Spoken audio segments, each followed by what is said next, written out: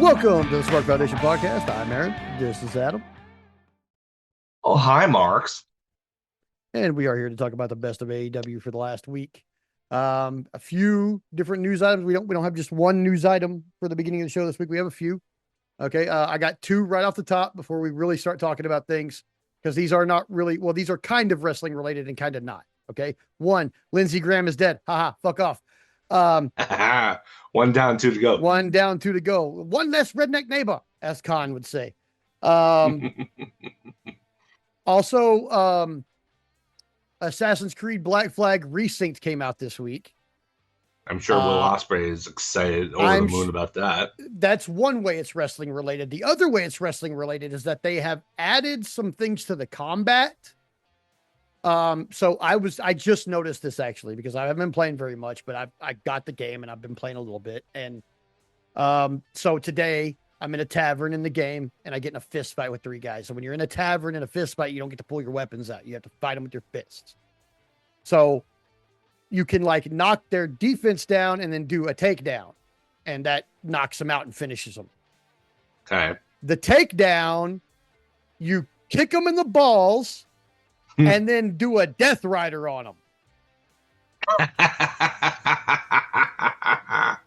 And I was like, if that's not fucking awesome. And then like a little bit later, I was like in a open fight somewhere where I could have my weapons, and I did a takedown on a guy, and instead of like shoving a blade in him, I grab him up and suplex the shit out of him. Like, yeah. I was like, great wrestling moves in Assassin's Creed. I love that. So a little bit wrestling related. Will Ospreay's happy. I'm a happy guy. And there's wrestling moves in the game. Awesome. That's great. That's now, fantastic. On to the rest of our news for the week. What was that first one? The Jeff Jarrett thing with Dark Side of the Ring. Oh, Dark Side of the Ring. Okay, so the first Jeff Jarrett episode was really fucking good. It was really good. Yeah. I haven't seen it. I don't have access to Vice, so they have on the Vice website.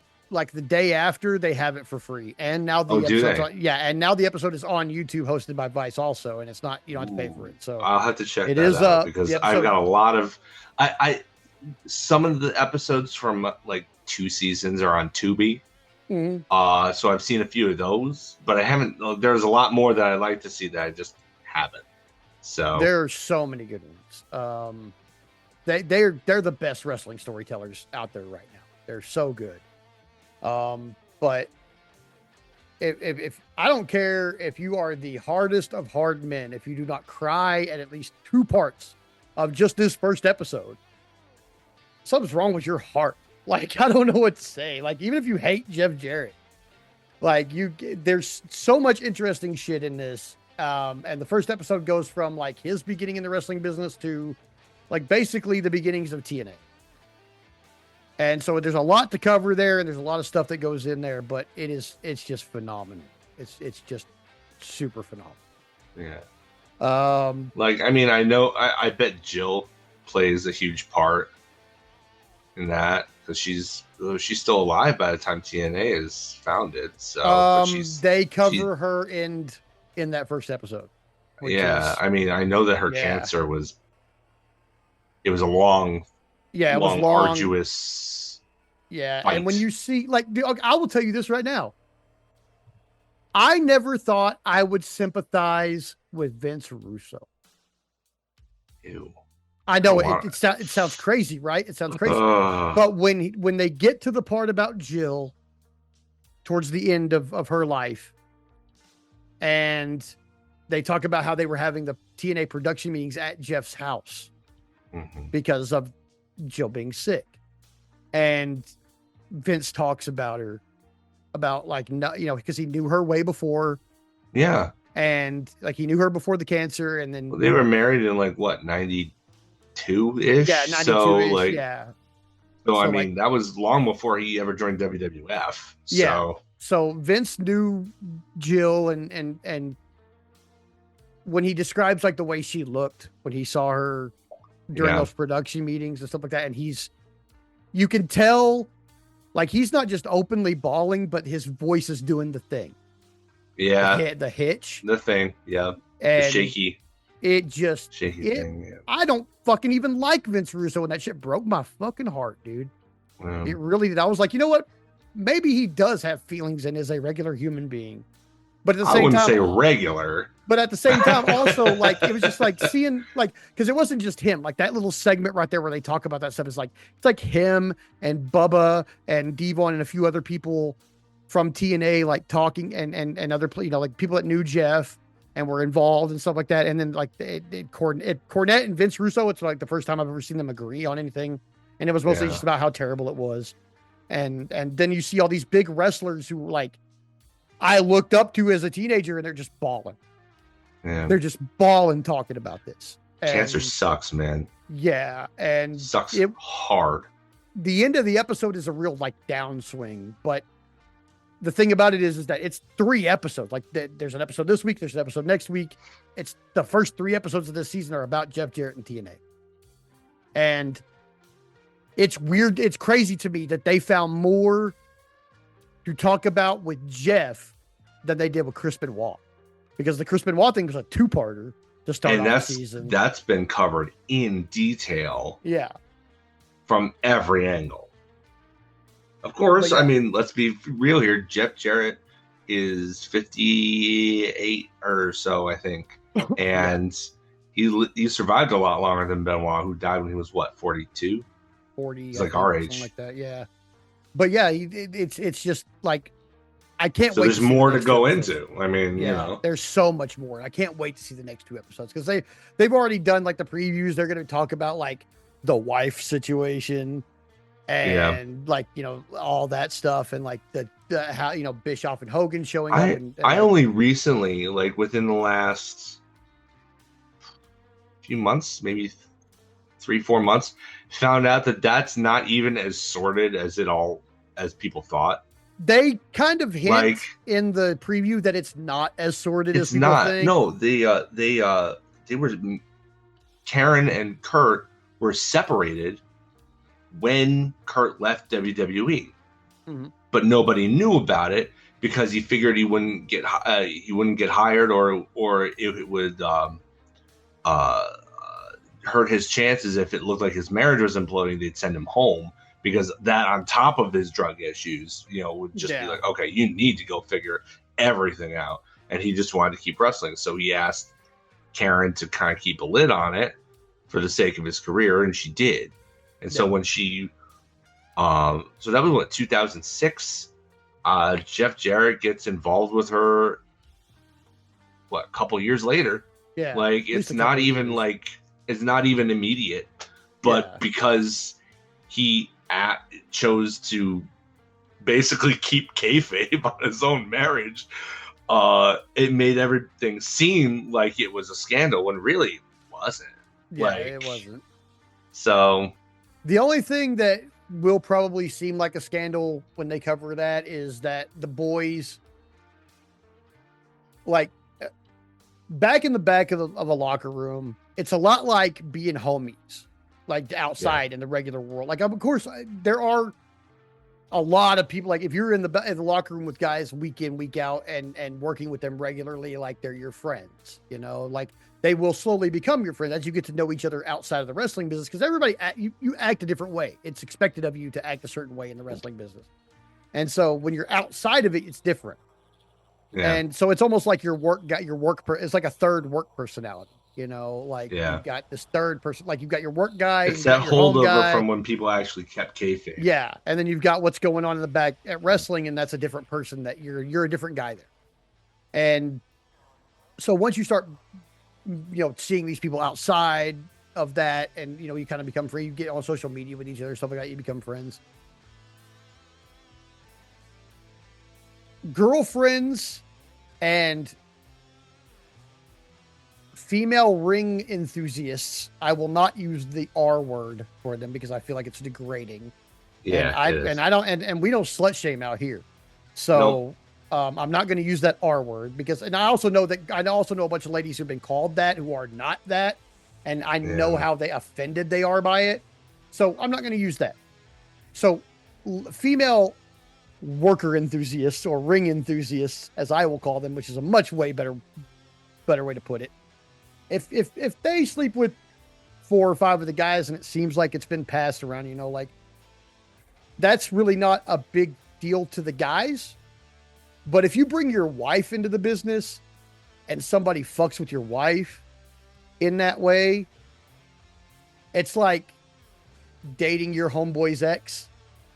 Yeah. Like it gets into that territory where like, what are you doing? Why you fucking with that guy's ex? Because like it's actually girlfriend or wife or whatever, not just not just a extracurricular thing. And so that's going to be where the controversy really comes in that next episode, is where they talk to the boys about how they felt about it, because the boys probably had a much different opinion than anybody else did about what was going on back there. Especially with Kurt putting out to the world that like his marriage is fine because of the way that act itself made it look at the time it was happening, because it made it look like she cheated on him with Jeff. Yeah. And then Jeff shacked up with her and was like, carrying her around TNA and showing her off. And they used that for storyline purposes too. They did. And let me tell y'all something, one thing right now, okay? Unless you're Kevin Sullivan, booking a storyline like that, everybody's agreeing to that before that happens. So if anybody wants to be like, oh, it was salacious, and then they didn't have to put Kurt through that on television. Kurt definitely said that it was fine. Yeah. Or they would not have done it. She wouldn't have appeared on TV. What? They forced her to be on TV? Come on. Yeah, she wouldn't have appeared on TV. But they were. You know why? And for anybody who's still like suspicious of that, it's like, if she's on TV, you gotta pay her, bro. Yeah. She's not married to the guy making the paycheck anymore, so now she's getting her own paycheck. Don't be mad at that. I'm not mad at that at all. Honestly, Jeff versus Kurt was probably one of the better things that I actually saw of TNA, because I did watch at the beginning, and then I did watch a little bit through that era. But my era is mostly the pay-per-view era. The $10, like I literally would not eat lunch at school for 2 days and save that $10 and buy the pay-per-view every week. Yeah. I just give it to my mom and be like, this is for the cable bill. There's going to be 10 extra bucks on there.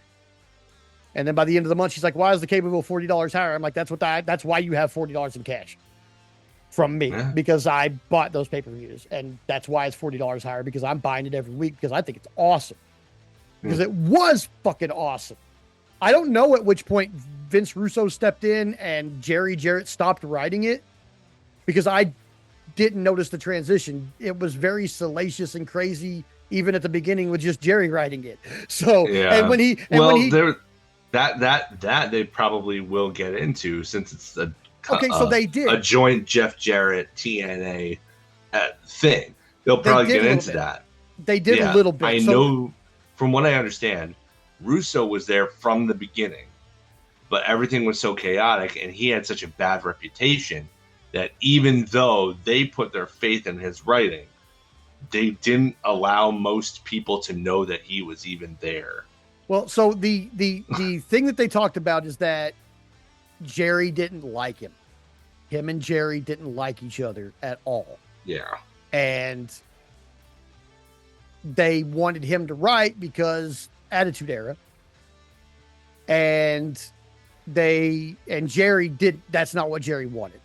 So it to me, it seems like Jerry was probably producing the matches more than writing the show, and Vince was writing the show. And that it probably explains why the storylines were ridiculous in that Vince Russo way, but the wrestling was top-notch shit at the time. Yeah. At the time, like we all know that Russo's least favorite part about wrestling is the actual wrestling. Yeah. Yeah. But yeah, so yeah. And his second least favorite part is storytelling in a cohesive manner. Yeah. So That's true. But yeah, so the Dark Side of the Ring stuff, really good. Lots of good wrestling media this week for everybody to check out. Between the Assassin's Creed game, if you're a big Will Ospreay guy like I am, that's reason enough.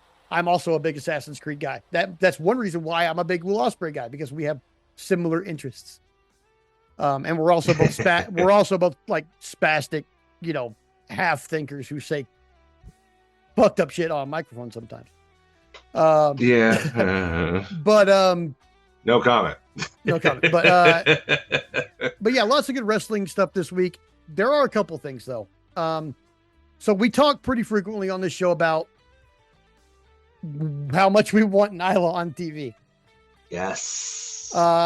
We also talk pretty frequently about how wrestlers are missing for extended periods of time and are basically benched by the company over in AEW and not, doing anything with them, even though, and so we have two very different points of view on that are still also similar that came out this week. One of them from Nyla, our beloved Nyla.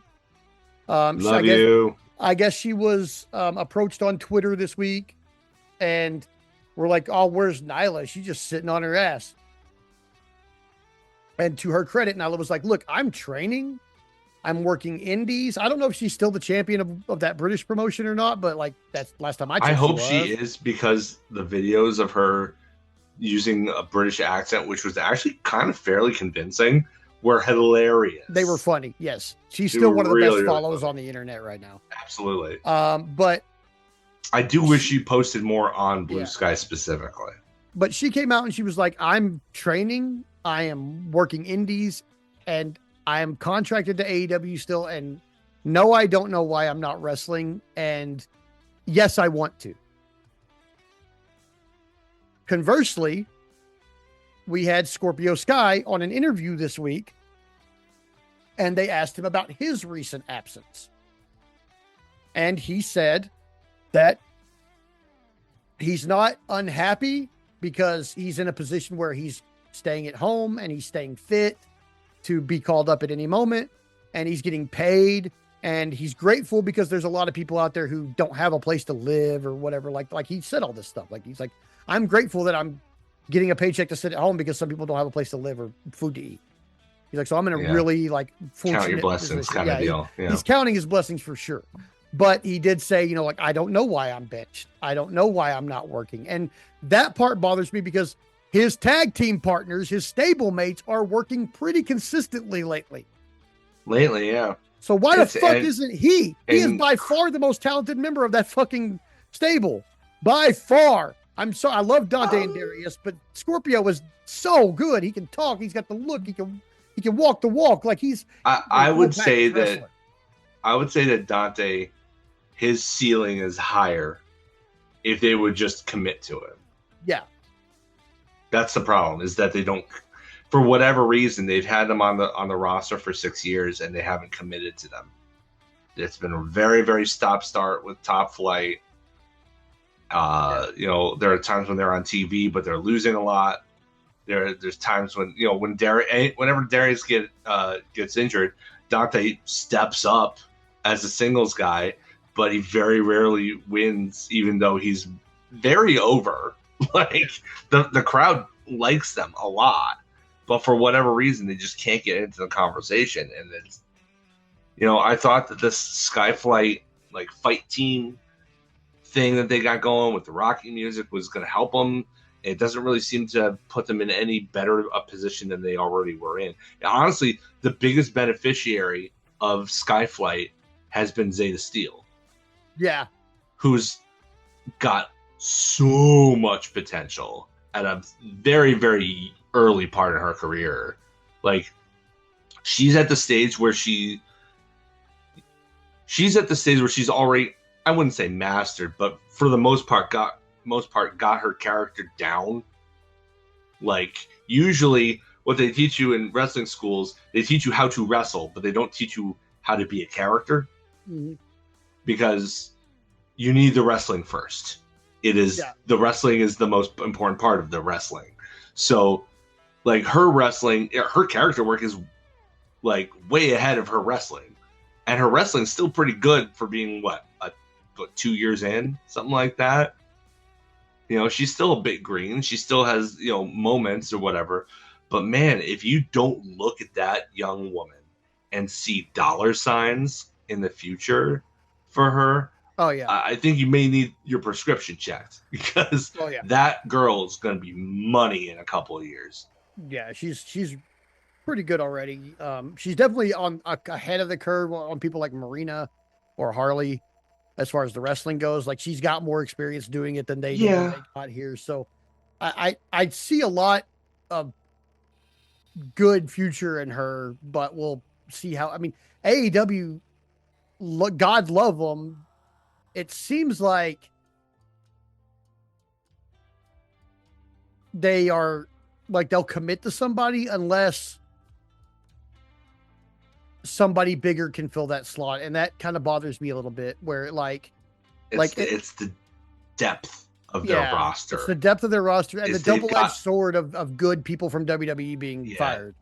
The one thing I will say for WWE in their structure is that even though it may be difficult to get yourself from one strata to the next, it is very well defined what part of the card you are slotted in. Yeah. This is a main event talent. This is an upper mid card talent. This is a mid card talent. This is a lower card talent. Yeah. In AEW, it's less of a pyramid and more of like it's like a vase. Like it's a little not quite as wide at the top, and then it just bulges out where like there's so many upper mid carders that could break through to the main event at any given time. Yeah. That's where they have, I wouldn't say a problem. It's a great problem to have, but like they have so many people who can occupy that upper mid card that the rest of everybody just always loses. And that's the problem. Like you want there to be mobility up in those middle two tiers, and there's just not. Yeah. Right now. Yeah. Not a lot anyway. They have so many good wrestlers that people who should be being built up to a title in the upper mid card are being forced to take L's. Oh, like you mean on Collision this week in the main event? Yeah. Yeah. I mean, I really hope that gets answered by the pay-per-view that's going to be in that person's hometown. I hope so that's too. Building to that, because that seems like a Tony thing to do. Yeah. But like, I just like is it frustrating in the meantime? The thing, you got Kevin Knight going on to do all sorts of stuff, and then Speedball is just there like, I'm here too, having arguably better matches than the guy who's the TNT champion, and having matches. No belt to show for it. Like, so nothing. That's the problem, and that's like if you look at the roster as it stands right now, and then all of the recent free agents, where we've got like at least 4 that we know for sure are coming, and then we've got 2 or 3 others that maybe, we don't know, but maybe, because Kyrie, Sheamus, there's a place for them. Yeah. Whether they Kyrie's a maybe. I could see her just doing Japan. Yeah. Remember when she got released from WWE the first time? She didn't go. I mean, it was during the pandemic, so it was a lot different situation. But she didn't go to AEW. She could have. They would have welcomed her if she could get her visa issues sorted out. But she didn't. She chose not to. She chose to stay in Japan and retire for a little bit before going back to, what was it? Was it Stardom or was it TJPW? I think it was TJPW. I think it was TJP. But not that TJP. Yeah. That's a different thing altogether. We don't talk about the TJP. No, we don't. No, we don't. But Sheamus, there's a place for him there for a short run, like a territory style thing. Like I don't see him being there for a 5-year contract, but I mean, a place to have a couple of matches with people he's never had matches with before and then retire. Yeah. I could definitely see that, and I would welcome it. But then you've got like the definites, you've got like the New Day and the Motor City Machine Guns, who I am positive will both show up at All In. The New Day is as close to a lock as you can get without actually saying outright, because you can't, because of the 90-day compete clause. I think I think the Motor City Machine Guns are not as much of a lock, but I think they're there. I think the New Day is just a distraction from how much of a lock they probably are. because everybody's thinking about the New Day, and not a lot of people, even when they're talking about it now, aren't remembering that the Motor City Machine Guns are also on the list. Do you think they pull a double debut? Like they absolutely. Did with Adam Cole and Bryan Danielson. How everybody thought it was going to be Bryan, and then they brought out Adam Cole, who nobody thought was coming, and then they, on top of that, I think that's exactly how they do this when they bring out the machine guns, and everybody pops anyway because machine guns. And then they're like, oh, well, we thought it was going to be the New Day, but still popping because machine guns. And then, boom, here's the New Day. And the freaking, is there a roof on Wembley? Because it's coming off. There is no roof, I don't think. Because if there's a roof on that play. I think you're better off debuting them before then so that you can have them on the card, that you can advertise them for the show. No, I would have both teams come out during some kind of tag team casino gauntlet. When is Redemption? The 26th. Redemption is the 26th. When did they get released? I don't think they can show up for the pay-per-view. I don't think just within the 90 days. But I think probably the following week, but August, I think 29th is All In. So there's a month there. You can build that. Why hold off on it? Like maybe hold off on one and do and debut the other. But New Day's okay, so the New Day's 90-day non-compete expires July 31st.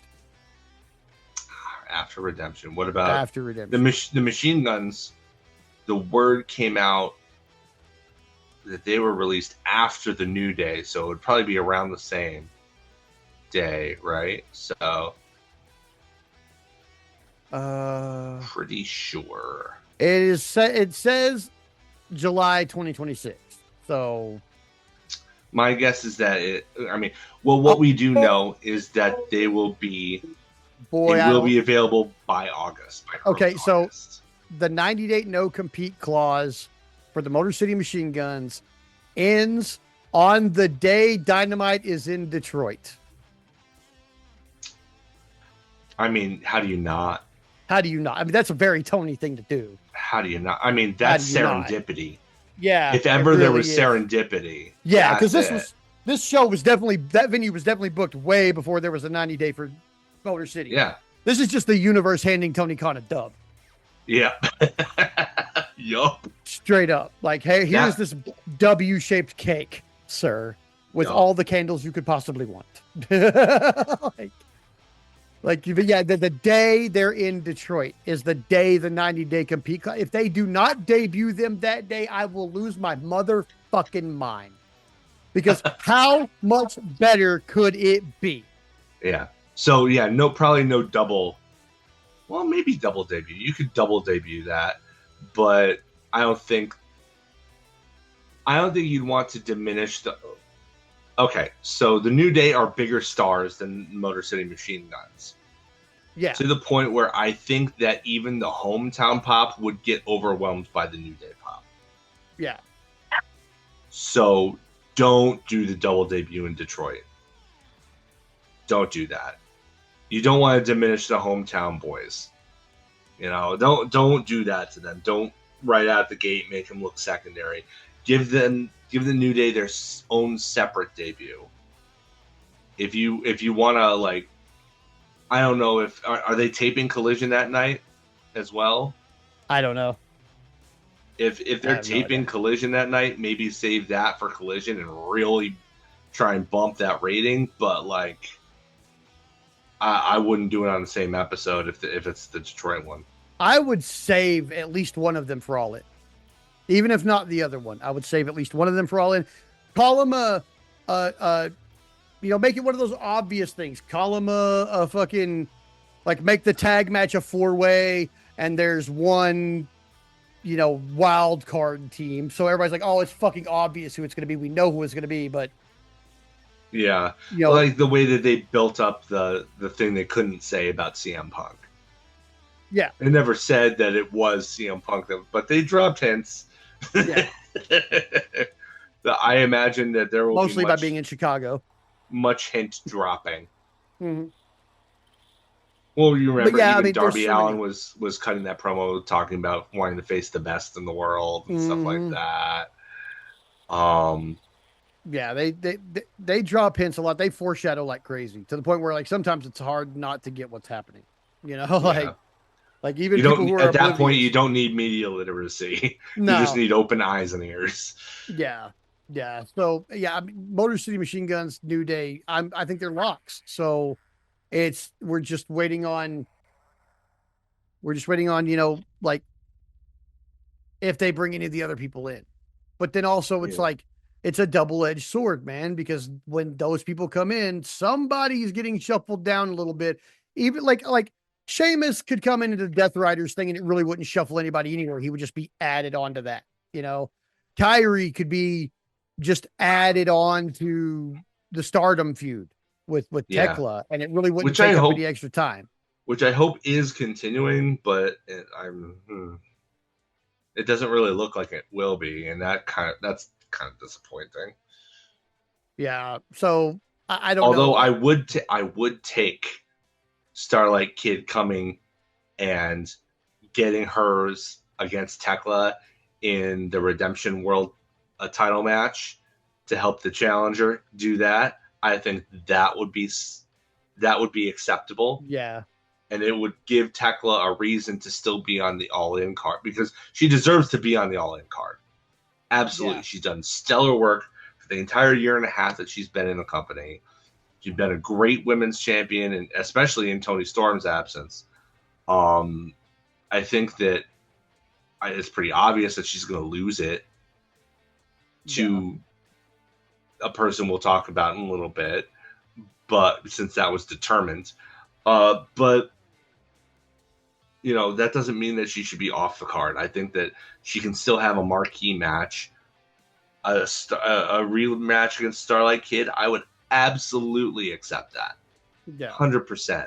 And it would be great to have a marquee women's division match that didn't resolve around one of the two belts. Yeah. That would be a step in the right direction. Yeah.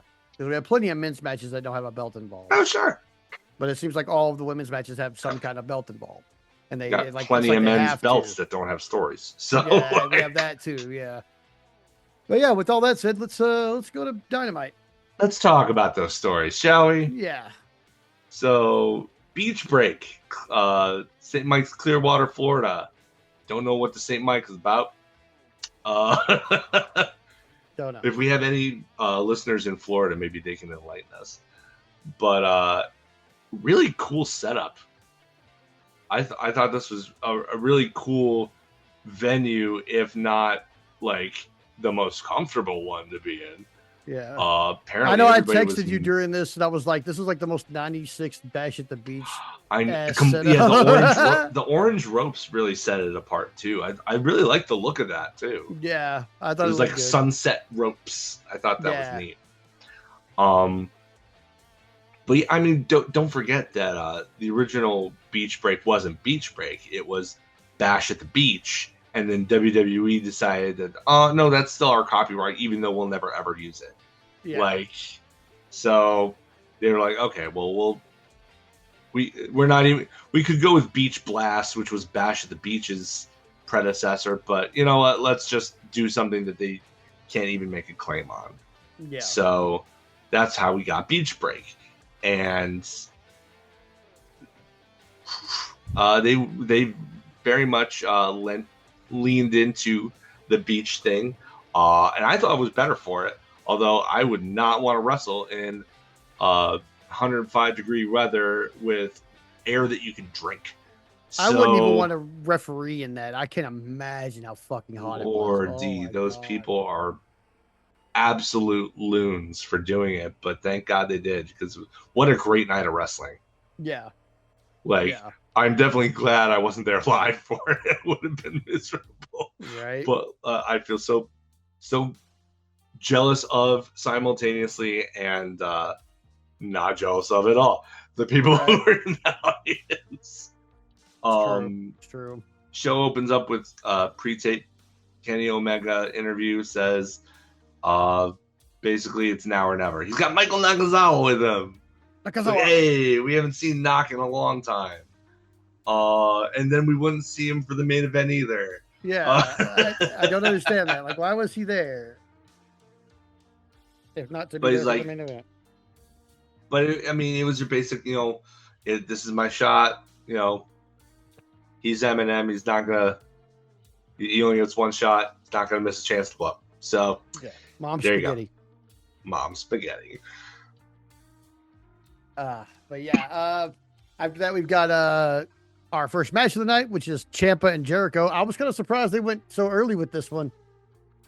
No, it didn't. It was a grudge match, but it didn't have any titles on the line, and you knew they weren't going to open up with the women, even though they should have. They should have opened up with the women, and the gauntlet should have been a bit longer, honestly. Not for the sake of those poor ladies out there who probably would have liked it to have been a little bit shorter. Yeah. In this one case only, with the weather being what it was, but it's opened up with Tommaso Ciampa versus Jericho. Tommaso, oh my gosh, Ciampa does this great thing where he's like trying to his music hits and he comes out and he stops like halfway down the ramp and then like circles back around to try and ambush Jericho as he comes through the babyface tunnel. But Jericho is wise to it, and then he gets the jump on Ciampa from behind and immediately opens him up hard way by suplexing him on a beach chair. Oh, he broke the beach chair and cut his butt open. It was his hamstring, I think. Yeah, it was a big old cut across the back of his leg for the entire match. And honestly, this match was better than it had any right to be with the way that Jericho wrestles at this stage in his career. They pushed with the pre-match attack. They pushed the limits. The older you get, the more you tend to benefit from hardcore stuff because you don't have to do any actual bumps. Yeah. For the most part. And Jericho, I think probably, if I had to guess, asked for that to begin this match to get it off to a hot start, and B, to make the match better since he's getting more limited in what he can do in the ring. Yeah. But yeah, I think that the match really benefited from it. It was a hot start. Yeah, pun definitely intended. They did some more stuff outside. Jericho blades after taking fairy tale ending on the steps, which looked brutal. He did not look like he was able to break his fall at all on that. Nah. Oof. He did not land on his forehead. So obviously he bladed. He landed full flush on the side of his face, but it looked like a very unfortunate bump to take. Yeah, it was. It wouldn't have been fun for sure. Yeah, good stuff here though. Yeah, it was really good. I was interested. I was having fun the whole time. Ciampa he hits 3 of his knees to finally put Jericho down. Yeah, but the last one was after throwing sand in the man's face. He got some pocket sand. He threw it in Jericho's face behind the referee's back as he was in the walls of Jericho. Yeah. He got the sand in the eyes. He let go of it. Got a knee to the face. Boom. Yeah, and then he brings a chair in afterwards, and he smashes Jericho's head with the chair, which is a headshot with a chair. What the? Is this 1996? Yeah. What the? We're really putting over the Psycho Killer thing. Yeah, not just with that, but you remember that power drill from the last week? Yeah, that the brawl they had in the back. It makes a return here, and the entire referee corps is out, and all of the indie wrestlers in Northern Florida are out there to hold him back from using a power drill on Chris Jericho. This one ain't over. And honestly, I'm okay with it. This was good. Yeah, this was good. It was fun. I had a lot of fun. This was a lot of fun. Yeah. I don't mind if Jericho's back doing Jericho things as long as it's fun. Yeah. And he doesn't sabotage anybody. Rico didn't lose anything in his program with Jericho. No, he didn't lose anything. He's still right where he was. I don't think he gained anything from it, but he certainly didn't lose anything from it. Yeah. I think Ciampa probably winds up in a better position than he was, if I had to guess. I mean, he's working his butt off. Like, he's really throwing his balls to the wall every single time he's out there. So, I mean, Tony loves that kind of worker. The crowd loves that kind of worker. Like, I don't think that he's going to drop down the card. I think he's going to be elevated by this. Yeah, I think so too. Yeah. After that, we've got Renee Paquette backstage with Will Ospreay, asking about how he thinks about the main event and how he wants it to go, and you know, he's like talking about Omega, and he's talking about how he can't look past MJF, and then MJF comes in and cuts him off, and they talk a bunch of shit to each other, and then I think it was MJF? Oh yeah, MJF pulled a me and spat in Ospreay's face. Yeah. Oh yeah. Which I immediately thought of you. Yeah. I'm sure that's not, most people wouldn't take that as a compliment, but right. Look, folks, there is one universal rule in wrestling that Adam and I have found out pretty much since we've known each other, and that is, if you spit on your opponent, that will instigate a blood feud. Yep. That never ends well. No, that shit does not end well. So yeah, you know, he just they get into a little fight after the spit, and I'm like, how is this going to affect the main event? It didn't at all. I loved that it gave that bit of doubt, though. It made me really doubt what was going to happen, because this looked like it was building something between those two. Yeah. And it was a red herring, as it turned out, at least for now. But I feel like they put this in here specifically to put that kernel of doubt in your mind whether Kenny was going to actually win the belt that night.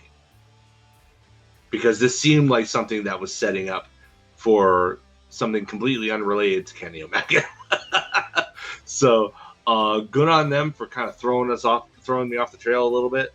It was like, and put that little bit of, I wonder what they're doing here, right in my brain. Next was the AEW International Championship. Konosuke Takeshita defending against Kyle Fletcher, and predictably, this was a banger. Oh, it was awesome, man. This thing was great. They did not look affected by the heat in the least bit. Well, except for that Kyle Fletcher looked even shinier than he usually does. Yeah, but it didn't affect their work at all. Oh, no, not at all. I'm surprised about that, too, as much as they were slippery, probably. Yeah. This was fantastic. Callis looked more, he was on comms. He looked more worried about this match than I've seen about most matches. And you know what? If I recall, Fletcher wins clean. Like, for the most part, he hits the brainbuster and Takeshita kicks out, but later hits the brainbuster on the top turnbuckle. Turnbuckle, man. Oh, that thing is so gnarly. Yeah. You know what the funniest thing is? That's probably really safe to take from the people who specialize in doing it, because they probably just like are really safe with your head and just like, okay, I'm going to stop you right here. The brunt of the force from the drop is going to land, is going to reverberate through my arm and not through your head and neck. But it's going to look awesome. Yeah. Kyle's so good at that brainbuster. I was so good at it. I was surprised that there was a title change here, because I didn't think that they would like. I thought if it was going to go back and forth, it would go back to Okada. But it makes a lot more sense when you realize that somebody's going to Japan for a month for the G1. Yeah. Yeah, so that makes it make all the sense. I was wondering why they did this. It is kind of disappointing because you built it up and you built it up, and the match with Takeshita and Okada was incredible. Ask me how I know. But it didn't seem like they really did anything off the back of it. Yeah. Like Takeshita didn't really feel like he was really focused on after winning the belts. Like he had like one or two title defenses, but like no like major program. He was in the cage match. He was conglomeration adjacent. Yeah. But like his reign ends at about 2 months after all that build up with Okada. Like it seemed it was a bit of a bummer. Yeah. The match itself was incredible. I get why they did the finish they did. But yeah, it's a bit of a bummer to see Takeshita with his second international title reign kind of fizzle out before it even really seems like it got off the blocks. Yeah. Yeah. So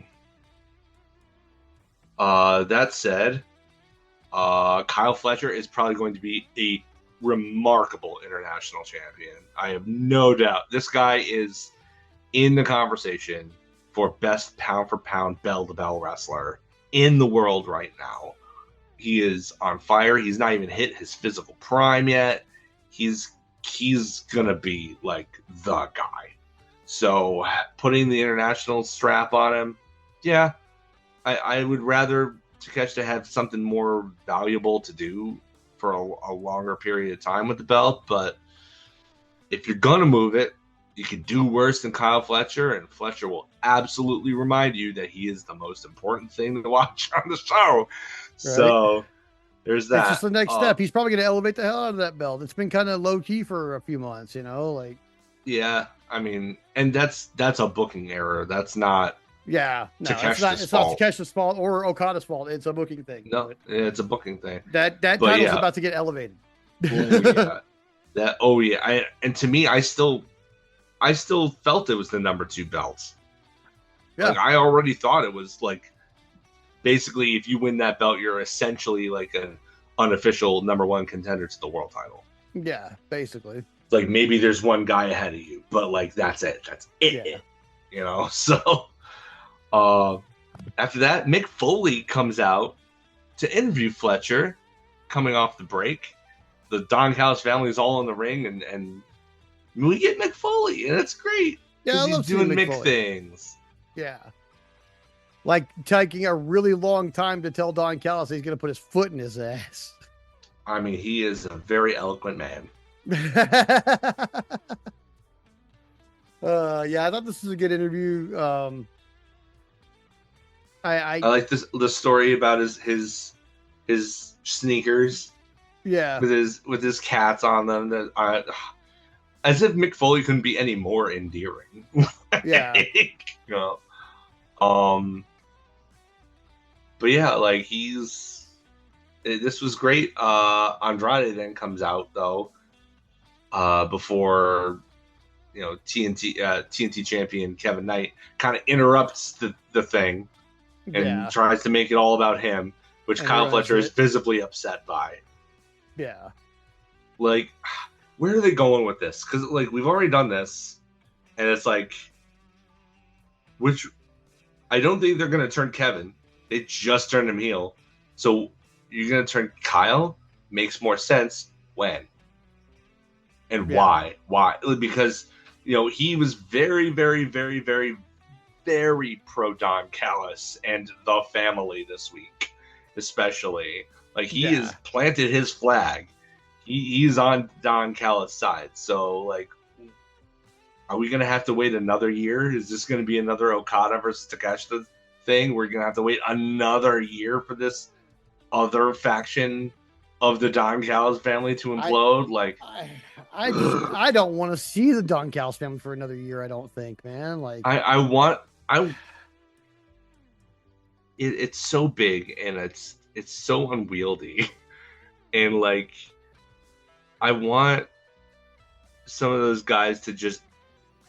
On the one hand, I like that it gets a lot of these guys on TV in spots where maybe they normally wouldn't be. That's not, it's not valuable. But on the other hand, it's like, I don't think you need 3 men's singles champions in the same faction. In the same faction, yeah, that's like, what are you doing? Like, what do you like? Why? Oh man, I don't know, man. I'm ready for it to all implode. I'm ready for it to all just go wonky.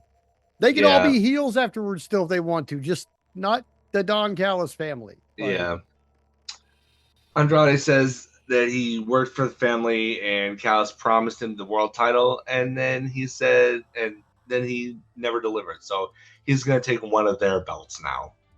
Yeah. So if he can, Callis said if he can beat Jake Doyle next week on Dynamite, this upcoming week on Dynamite, then he can get a shot at Mark Davis.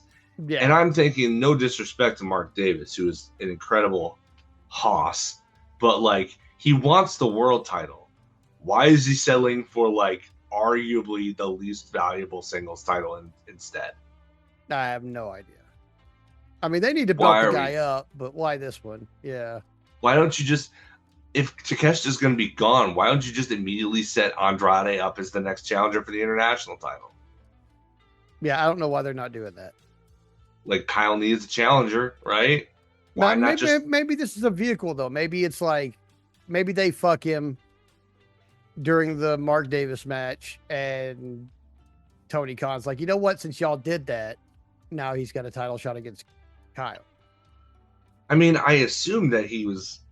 I assumed that he was going to get a world title shot at Grand Slam Mexico, in Arena Mexico. So, like, they can still do that. Yeah. I mean, there's literally no way Andrade is winning that, though. So maybe you pivot and you have it, instead of the world title, you have him face and beat him, beat somebody for one of the lesser singles titles and win that there. Yeah. I wouldn't choose the national title, though. Like, I mean, we'll kind of discuss the same, a little bit about this concerning a different person when we get to Collision. Yeah. But yeah, it was. Yeah. In any case, Andrade says that he's tranquilo, asks how you know, even though it was like not an appropriate question to ask. It doesn't matter because it wasn't in the initial meme anyway. Is what made it a meme, is because he fumbled his lines, couldn't remember what he was supposed to say, and so he tried whatever he could figure out in English to say, and it didn't make sense at the time. And so now they're just memeing it out on purpose. Yep. But he gets them to chase him to the back where Darby Allin is waiting with a backpack. And he like drops the backpack on the floor and then starts fighting. Yep. And then they're like, no, don't touch the backpack. So Brian Cage picks Kevin Knight specifically is don't touch the backpack. Yeah, and then Brian Cage grabs the skateboard. Yeah, get him up, get that skateboard. And then it turns out the skateboard is booby trapped instead. And so there's a bomb that goes off in Brian Cage's face. It's so Looney Tunes, and I love it. I was like, how did Brian Cage not notice the explosive device on the bottom of the skateboard? There. And then I thought, looking at it. But then I thought, Brian Cage doesn't know what the underside of a fucking skateboard looks like. Is there supposed to be a C4 here? Yeah, like he don't know that's not part of the wheel assembly or something, he doesn't fucking know. He's not I guarantee that's not a skateboard. If Brian Cage is a skateboarder, I will eat my hat. Okay, like. So yeah, I just the best part about it though isn't the explosion itself. It's the camera pans around and you see Andrade behind the guys who are attacking Darby with the controller in his hand. Yeah, he's got he's the one who did it. How you know? How you know? Well, because you got it's actually 30 channel, you got a 30 channel detonator in your hand there, Andrade. and they all brawl, and then the camera cuts out. So right, I thought this was fun. I had a lot of fun. Yeah, I like Darby making random things explode. I love that. I wonder what's next. Like, are we building up to an exploding ring death match and maybe a redemption for that last complete piece of shit they put on? I mean, you were not the first person to bring that up. There are lots of people on Blue Sky who have been for a long time now, not a long time, but for several weeks now, have been like, are they testing out explosives? Like, are they foreshadowing? It's been a long enough time. Yeah. And remember too, that match, if you go look at it as a match, is brilliant up until the wet fart of an ending. Yeah. If ending the pyro had gone off, didn't look like he was overreacting. if the pyro had done what it was supposed to have done, that match would have been easy, like perfect, whatever. If you want to use star ratings, 5-star match, whatever, it would have been perfect. It would have been flawless as a match of that type. But it didn't. Yeah. And so they've been real gun shy on trying to do anything like that again. I remember tuning in specifically to watch that match. Yeah. I can't, was this before? This was before Punk came back, right? Yes. Okay. Yeah. So I wasn't watching regularly yet. I didn't start watching regularly until Punk came back. But I was watching pay-per-views, and I remember I'd watched the original All In, All Out, Mm-hmm. But I remember hearing somebody was like, dude, they're going to have a exploding ring barbed wire death match. And I'm a big FMW guy. So yeah, something that a lot of people might not understand about or might not know about me is that I am back in the day, I knew what FMW was, and I had seen the matches that Mick Foley talks about in his book before I read that book. Big fan of Atsushi Onita. Fuck yeah, I love Onita. I'm a big FMW guy. I love this shit. I don't know why. There's a certain level of hardcore. If you're about to take a power saw to somebody's head, Mox, I don't fucking want to watch that. But if you're about to blow somebody the fuck up and set them on fire, I'm all about it. I have no idea why. Yeah, I think that's, I don't know, you can kind of distance yourself from it. Yeah, right? I could. Yeah, to me, really gashing yourself open is just the thing with Hangman and the syringe, and then later MJF when it goes right through the cheek. It's oh god, oh no, what are you doing? And my entire body just, I feel like a pill bug. I just curl up, know? Yeah. But yeah, fire. No big deal. Fire, no big deal. Explosions, no big deal. They. You can run out of blood, but I'm pretty sure that you put you covered yourself in fire retardant gel before you lit yourself on the fire. I'm pretty sure that that's gimmicked. You can gimmick the blood, but it's pretty obvious when you do. It's and lame, people don't tend to. But yeah, I think it's the visceral knowledge that even if you thin your blood out with a whole bunch of aspirin beforehand, there's only so much blood in a body. Yep, only so much, and thinned out or not, if that's coming out of you at the on the full muda, then it's a dangerous thing. Yeah. The danger is palpable because I think everybody has gotten cut. Not everybody has gotten set on fire. Yeah. It's why the orange slice spot worked so well in the Death's Door cage, is because everybody has gotten a paper cut and then probably handled something with citric acid or at the very least salt. Yeah. And felt that burn. Yeah. And they knew that that's what it would be like. And that's why it was one of the most cringy things, one of the most visceral reactions of that whole match was something that's inherently silly. Oh, I'm going to squeeze orange juice on an open wound. Yeah. Ultimately, pretty safe. Yeah. Compared to most other things that happen.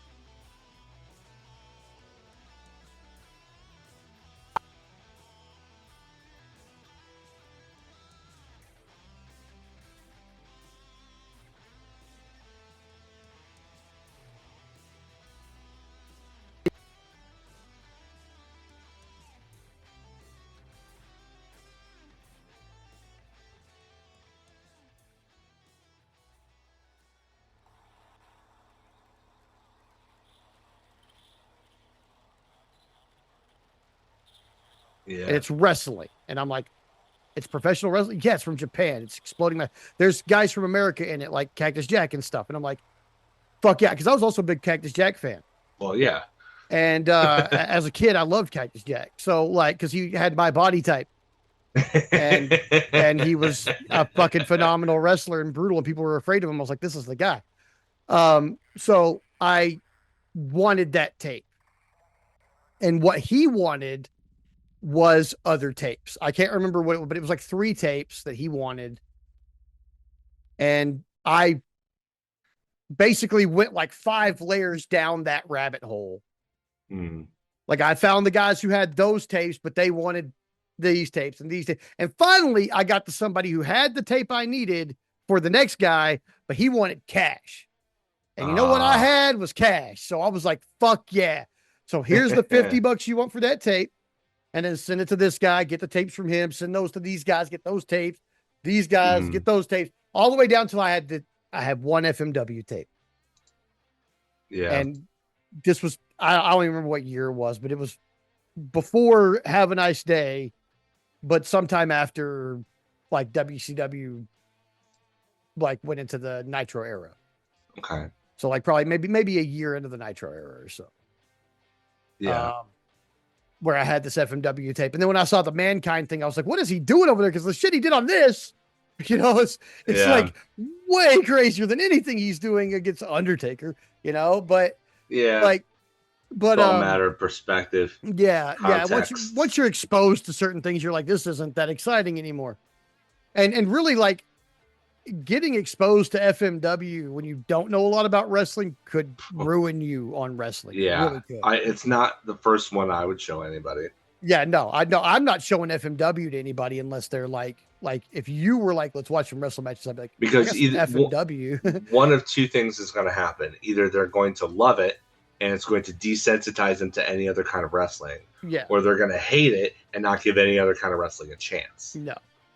Yeah. So yeah, I there is no in between there.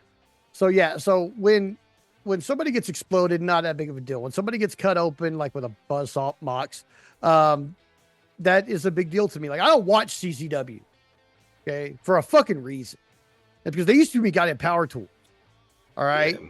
Like they use way too many power tools and way too many falls off the top of weird looking cages onto concrete. Like, I'm sorry, but like if your cage is 15 feet tall, do not take a bump onto concrete off of it, you dumb fucks. Like now, to be fair, the guy who took that bump that I saw in that video, I don't think he wrestles anymore. And of course he fucking does. You don't say. You don't say, right? So, but are they building back up to something like that? Hopefully, yes. And will it be better this time? It fucking better be, or they better never do it again. Yeah. Because if you fuck it up twice like that you got to be done with that shit. Yeah, you'd think. You would think, yeah. But yeah, I think that there may be credence to the theory that they're ramping up towards something like that. Now that we've completely gone off the road here, yeah. Jon Moxley and Will Ospreay team up against the Workhorsemen to come back from the break. Ospreay, even as an official Death Rider, still isn't doing the Death Rider entrance. No. Still not coming through the crowd. Doesn't seem to bother Mox and company. But like there is, I feel like I don't think it's just because the Ospreay entrance is over and they don't want to sacrifice it. I think that there's more to this. I think that's like, okay, well, at some point Mox is going to say, you're really not like 100% in this, are you? Well, no, of course not. I mean, you guys did cause the crippling that led him to this point to happen. So. Yep. And thank God for Nigel McGuinness, who for the second week in a row, mostly on Collision, but has brought this up. Like, and again, Tony's like, oh my God. I'm glad they were discussing it during the break because Tony looked like a complete idiot with him trying to defend himself. But when you get the picture-in-picture on my AEW, you get that commentary. Yeah. And he was, to go into it and then come back. It was during a Death Riders 8-man tag that they had on Collision. And during the break, Nigel's like, well, I still don't believe, that people, are cheering for Mox after all he's done. He's shown you what he's done. He's shown you who he is. And Tony's like, well, I mean, I think people get behind him because, of what he says. He's a, inspirational speaker, that kind of thing. It's like, well, and Nigel's like, he comes back with, well, I like to judge people by what they do and not what they say. And this is what he's done. And this is the consistency with which he's done it. And people still cheer for him anyway. It's like, well, and Tony's like, well, at least he's honest about it. Like he's come out and said, this is what I've done. It's like, and then Nigel claps back and shuts Tony up with, so what? A serial killer comes out and says, yeah, I killed all these people. What, that makes it okay that what he's done? Are you advocating for murder, Tony? As long as they're upfront about it? Shut him right up. Dude, yeah, I bet it did. And if that's the babyface, like, I mean, I think Nigel's just trying to do his job to agitate as the heel color commentator. The problem is, he's exactly right. Yeah. He was lucky that was during the commercial break, because if that had made it, I think a lot more people are going to be re-examining stuff like they re-examined stuff with Hangman Page when he came back from his layoff and started revenging on Swerve. Yeah. Yeah. Remember, like he was acting all, crazed and everything, but he had every right to. Yeah. And a lot of people wouldn't let it go, myself included.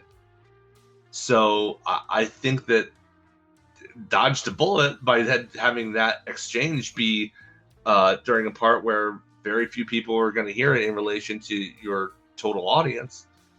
Because I think they're trying to ride this weird wave of everybody liking cheering for Moxley, but booing the Death Riders and every other thing. I don't know why.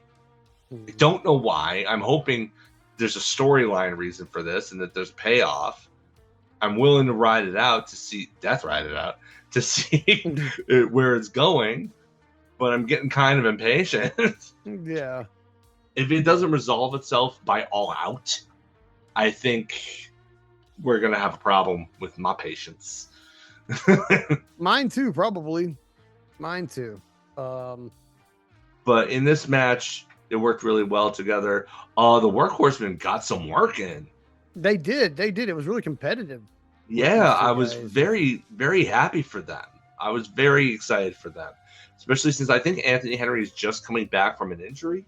I think if so. I'm not mistaken. I haven't seen him in a long time, so he looked real crisp. JD Drake got to do big man stuff with Moxley. It was like people get on Moxley's case a lot, but the fact of the matter is, yeah, he wins like all the time, but he is very giving in that ring in terms of selling and bumping. Yeah. And like now anyway, now that he's not the world champion anymore, he's not got this story that he's this unbeatable monster anymore. Now he's, somewhat there, but still beatable. Like he's a mid-card champion now. There's an air of, okay, maybe you can beat him. And that helps him because now he can bump and sell for people. And he bumped and sold for both of these guys, especially Drake. Mm-hmm.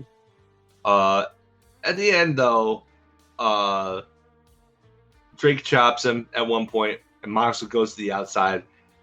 Shafir slaps him in the face to fire him up, and within a couple of clotheslines and a paradigm shift, it's over. Oh, paradigm shift into Hidden Blade. Yeah, paradigm that combo finisher that they were using. Yeah. Oh, I think, what was it? Mox hit a pile driver at the same time that Ospreay hit a Styles Clash too for a cool visual moment right before the combo finish. But yeah, I mean, yeah, it was pretty cool. And Will celebrates in the crowd in the ring as Marina and Mox just kind of walk off. They just kind of let him have his moment, and Ospreay is kind of like, "Why do you not want to celebrate with me?" Kind of look on his face.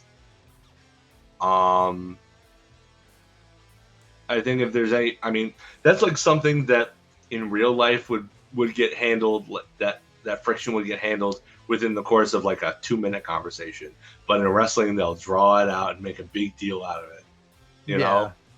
Yeah, they're going to make a big deal out of it. After that was the number one contenders, women, Casino Gauntlet for the AEW Women's World Championship. Mercedes Moné is in the lifeguard chair. I was glad somebody used it. I was glad that they used it as a prop. Like, if it's there, use it. So she's standing up there high above everybody else, which is very much her character. And Tekla is on comms. Drunk. Or at least pretending to be drunk. Yeah. And doing a very effective job at it. And just being... It reminded me a lot of when Tony was on comms. But... Yeah. Like, very chaotic, very she sounded a lot like aggressively bisexual. She would have sounded a lot more like I would have than Tony would have. Like, yeah. Oh, yeah. Tony would be... Tony, because of the accent and the affectation that she uses, even when she's being a dirty, dirty bitch, she's got this classiness to her, whereas Tekla revels in being the punk rock agitator. Yeah. So, like, she's down and dirty. They're both aggressively bisexual in very different ways. Yeah.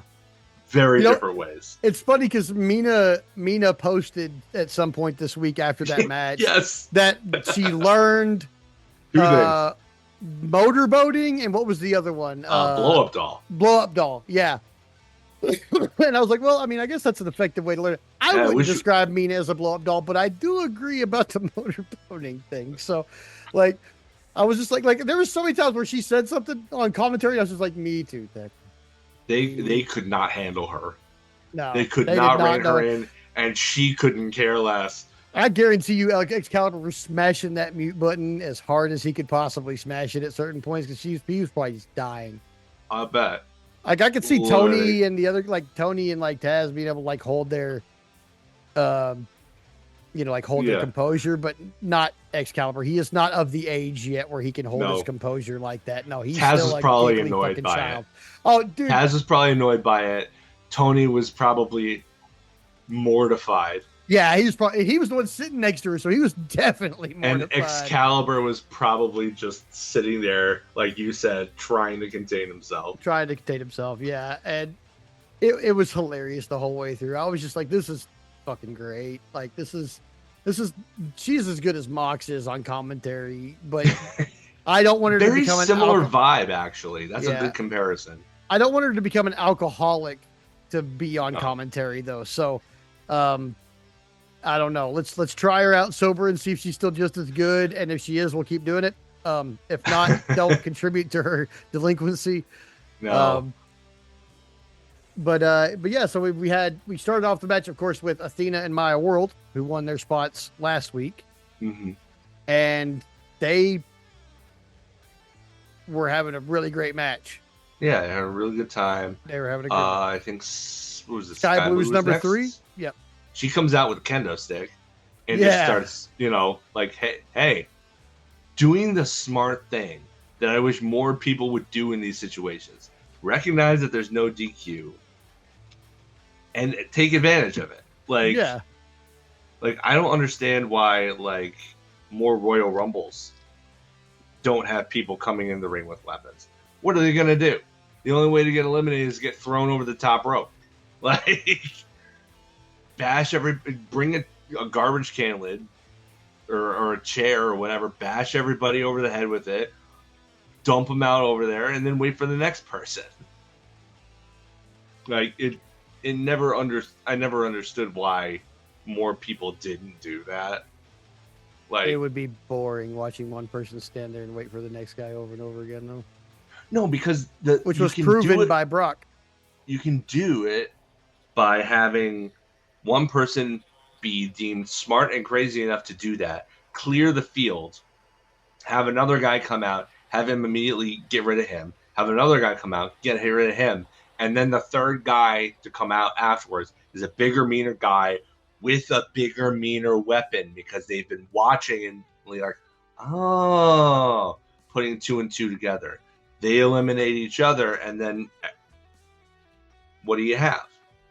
You have an even, clear field, and nobody has to do the weapon stuff anymore, and it makes it seem unique.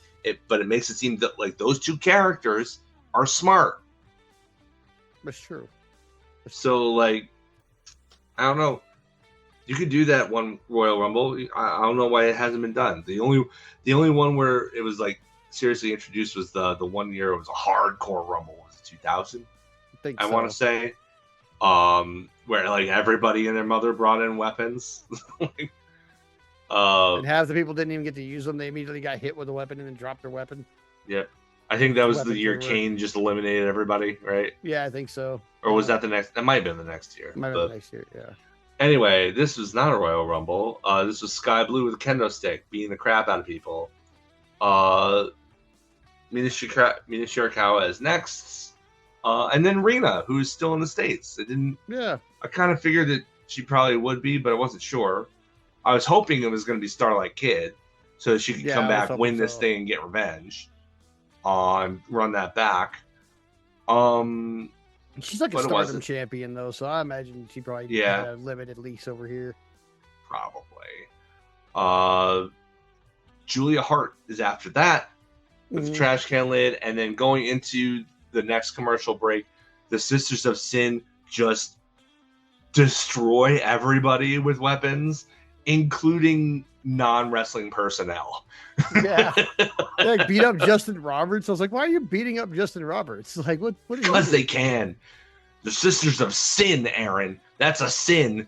They're the sisters of it. Oh, okay. Well. Yeah. Spooky bitch. What's next? Oh, Thunder Rosa comes out next and gets Tekla really excited. She can roll her R's on commentary. What comes next? I think that's pretty much it. Athena delivers the O-Face, gets a close 2 count from, I think it was, who broke it up? I want to say it was Shirakawa was the one who took it. Everyone. I think everybody broke it up. Yeah, like 6 or 7, like all 6 people. And then all of a sudden, Willow Nightingale's music hits, and I'm like, oh, well, there's your winner. Yep. And it was. Yeah. She pretty much clears house. And who was it that she pinned? Was Julia, I think? Yeah. Julia, she pins with Dr. Bomb, the babe with Power Bomb. Yeah. Tekla drops her with a spear after that. And then all of a sudden, Divine Dominion appears on the ramp and destroys Julia and Sky Blue while Tekla's taking care of Willow in the ring. And that distracts Tekla to the point where she can't see Mercedes coming. So she hits Tekla with the Owen Hart title belt. And then Nightingale gets up and she gets blasted in the face with the Owen Hart belt. Mm-hmm. So Mercedes and Divine Dominion stand tall. And I'm like, where were we? Divine Dominion? What? What the what? We would get some explanation on Collision, though. So at least they didn't take long, but they did follow up on it. Even if you don't like the direction they took it, They did follow. I mean, I'm glad they followed up on it to flesh it out and let us know what's going on. But like, if there's something I'm less interested in than Tekla and Mercedes, it's Mercedes and Divine Dominion being a fucking stable. I'm even less interested in that than anything else. I don't know if it's a stable so much as it is their hired guns for the moment. Maybe. Because she assumes she's going to be facing Tekla. Tekla has backup. Mercedes needs backup. And she is a smart character. Yeah. She's a devious, crafty, clever, smart character. But so I mean, we all know she's facing Willow. Get you some, yeah. I have real mixed opinions on Willow winning this. Because I love Willow so much. And I think it's a great thing that I think that what I think is going to happen is that she's going to beat Tekla. And I think that if anybody is going to beat Tekla of the people who are currently on the active roster, from an ideological standpoint, Willow Nightingale, the ever effervescent and positive, put a smile on your face, always the optimist character, defeating the most toxic person in the locker room. Thematically, that's awesome. That's perfect. Lines right up with, at the end of the day, remember, these are morality tales. Good should triumph over evil. But, and I think we kind of touched on this last week without even knowing Willow was going to show up here, is I don't like the idea of Willow winning the belt only to drop it a month later to Mercedes, because I do think that now is the time to pull the trigger on Mercedes. And I don't want that. They already did that with the TBS title. I don't want that. I can see a world where that's coming, and I don't like it. I don't like it. I would really rather prefer Willow beat Mercedes at all. Yeah, or at the very least, have it be a schmoz finish at Redemption and make it a 3-way. Yeah, but Willow needs to have the title at the end of these next two pay-per-views. Yeah, I feel like, I mean, the worst possible scenario is Tekla versus Mercedes, because there will be no heat, or rather, there'll be too much heat, and they'll be on both of them. So, that's the worst case scenario. The second worst case scenario is having Willow walk in as champion and walk out not champion. Yeah, that's your second worst, and it's not, and they're pretty close scenarios in terms of how how bad they are, in my opinion. I just don't. Willow deserves better than that. Yeah, and we've already done this 1 month thing leading into Mercedes beating her again. I mean, Mercedes could lose it all in, I guess, but she already did that last year. Yeah. I just I want her to lose. I understand how much Tony Khan values her, but I don't understand why you have to, put her value above to the detriment of people who have been there far longer, who are over with the crowd, have been over with the crowd for fucking years at this point. Yeah. There is still a section of the crowd that doesn't like Mercedes. I get it. I'm one of those guys who I'm not real, her matches at pay-per-views turn out pretty good, but otherwise I'm not really that high on her, and I'm not that excited to see her. I'm just, bring Bayley in, put them two against each other. I'll be happy as a pig in shit all fucking day. I won't be mad at that or at all. Together and get that best friend chemistry going and get another actual tag team in the division. There are options there. I don't know when Bayley's contract expires exactly, but I know it's towards the end of the year. I'm hoping that she comes over. I know that Mercedes has been actively campaigning for that for literal years now. So I'm hoping that she values the word of her best friend over the possible, and I do mean possible, in the sense that there is a slight chance that this could happen, that WWE would actually treat her well, as like a backstage agent, which I know that she's kind of dabbling in right now. So I hope that she takes the opportunity to go to AEW and not, dig her roots into, as a mainstay WWE backstage. Mm-hmm. But I can't control what she does. Yeah. But she's another name for that list we were talking about earlier. Yeah, but in the women's division, whose place does she take? Because that's a division that's a little bit. Again, I think the best thing that you can do initially is tag them together. Yeah, have them go for the tag titles. That gets them off the singles belts, and yeah, I mean, God knows that they're like on Collision, Divine Division cut another one of these promos that seem kind of the same. Which it's not even their fault that they're all the same. It's because they're not given anything to work with. And it's lampshaded by what they said. They said that there are no teams left in the division. What they mean to say is that there are no teams in the division. Yeah, basically none. Just them. The word left there in that sense, it's superfluous because there are only like 3 teams. It's Divine Dominion, Sisters of Sin, and the Brawling Birds. And that's pretty, high end in my world, I guess. But they spend more time on Ring of Honor than they do on the main stage in AEW.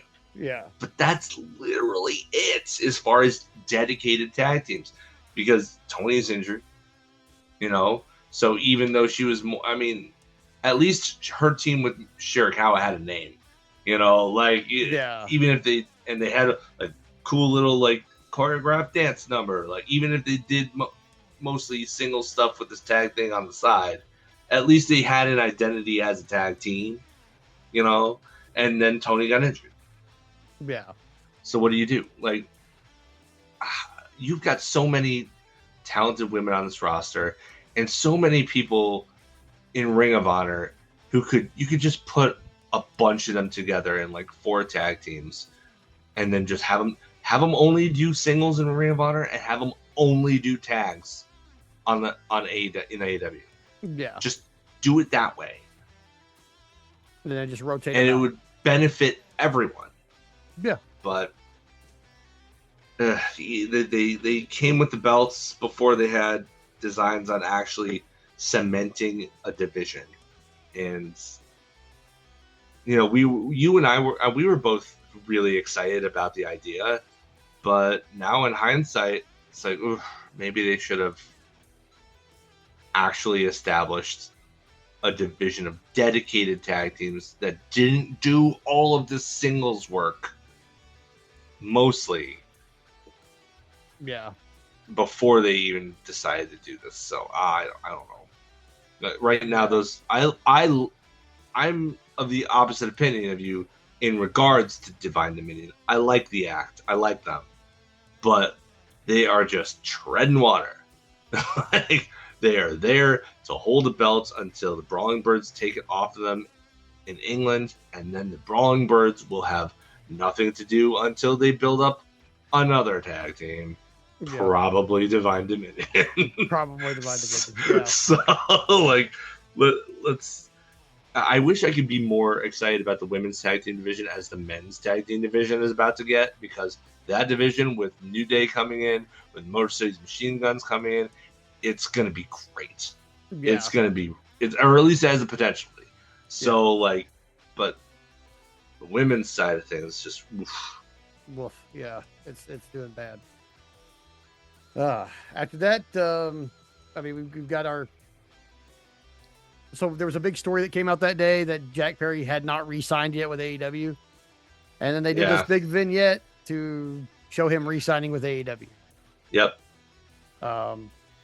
Take that, what culture? Whatever. Whatever. After that, we've got Renee Paquette backstage with Speedball.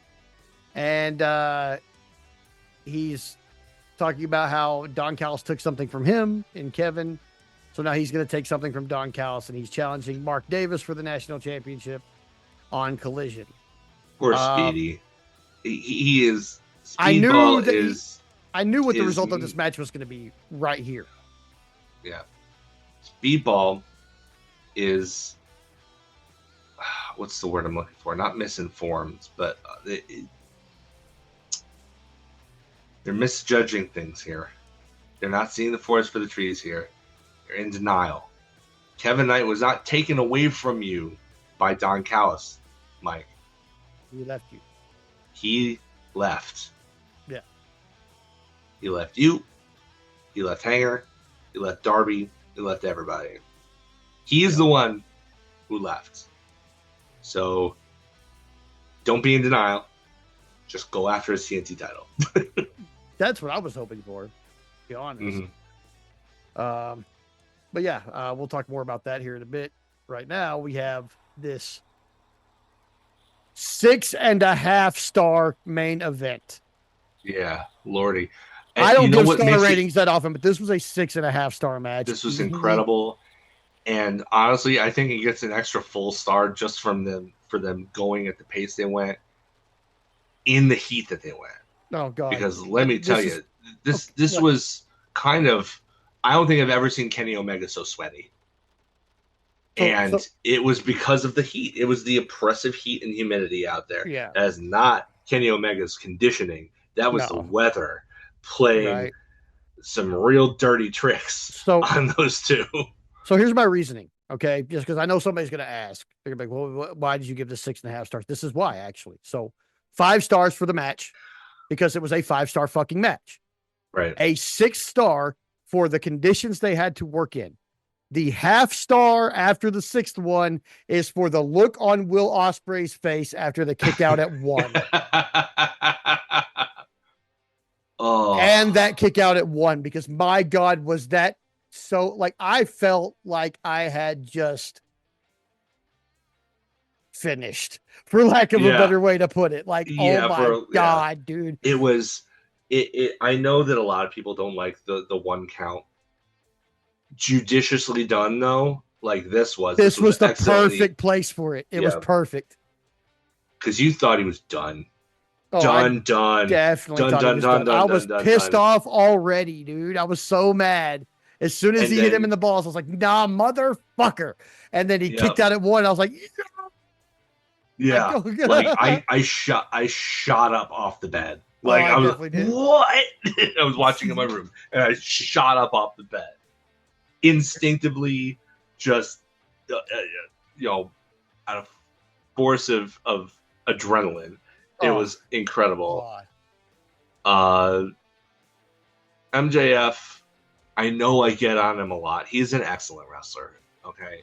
Yeah, I'll never take anything away from his in-ring or storytelling ability. I'm just tired of the character not moving on and doing something more interesting than the same stuff that we've seen for literally 7 years.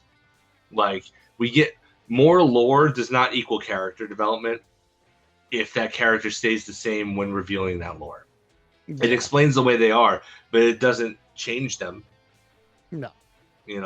I want him to change. The one time he did dabble in that was something that I didn't even really like, because, like, the better, objectively speaking, the Better Than You Bebe stuff was hilarious. It was fun, but to me, it always felt artificial. It always felt like, no,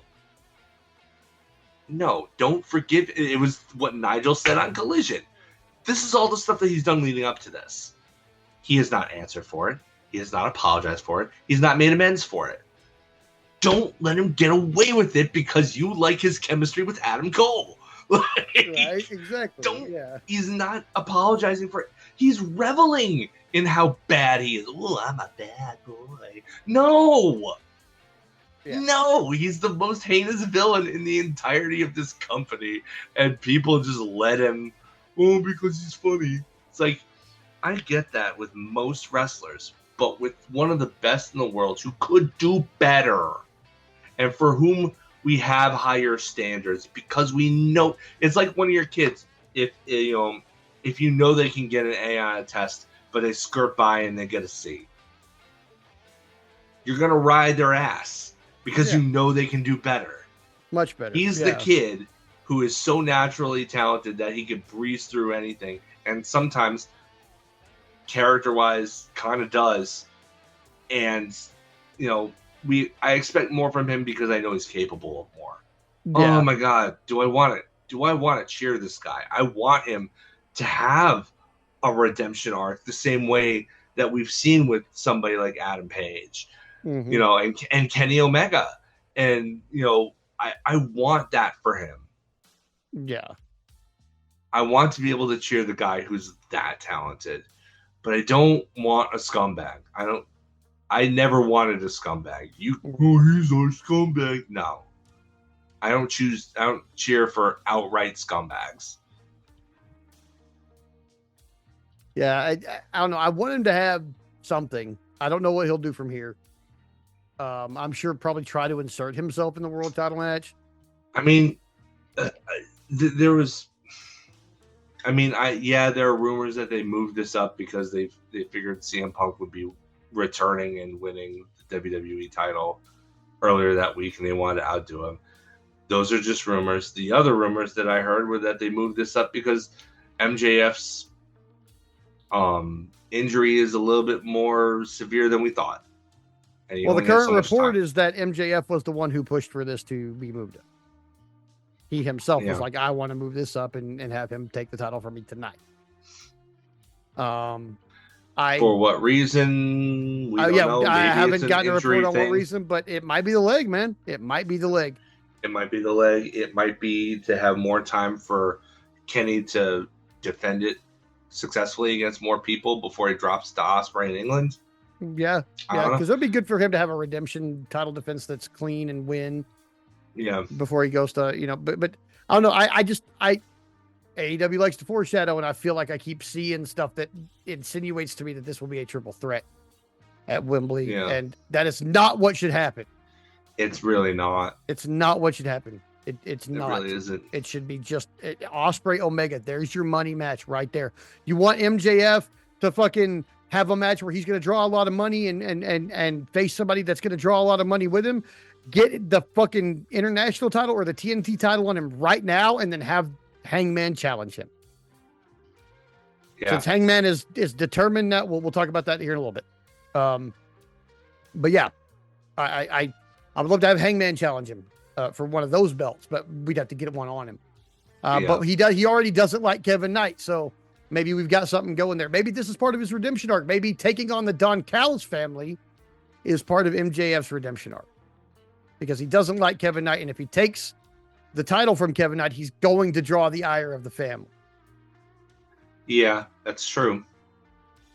But, and if he has done to him what he's been doing to people this whole time via the Don Callis family, like having exactly done to him what he's been doing to everybody else, maybe there's a character shift moment in there somewhere. Maybe. I mean, I hope that happens. I hope that happens. Yeah. I know that he's much more comfortable as being top heel. It's what he's most comfortable doing. But, I really feel like there's a lot of money being left on the table in terms of, having a really good, sincere redemption arc for him. Yeah. Now, we did mention Hangman there, which is a great way to go ahead and segue into Collision. But I don't want to do it just yet because we have a Ship Libman. Yes, we do. This person, we do. Despite having drawn my ire on Blue Sky, this person has not blocked me. Oh, really? Crazy, right? Yeah, and I've said some awful shit to this person. So, but they have yet to block me, and that's their fucking bad, because now I can go back and read the things without seeing post block and being able to see what they said. Yeah. Okay. So this is the stateofhate.bsky.social. Yes. Yes, the state of hate.bsky.social. Yes. The skeet. The skeet. I still don't like saying it. Yeah.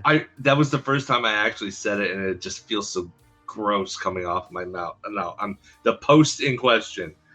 Kenny Omega and AEW trending. This was July 8th. Mm-hmm. Pro fake wrestling rakes in billions annually from supposed adults. Still wondering why America is crumbling. Okay, so I'll start this off by saying the first thing I said to this person was, "What? Oh, poor shit lib. Why don't you have a nice long go fuck yourself?" However, let's get to the real meat and potatoes of this. First of all, the wrestling business attracts a lot of kids still. Yeah.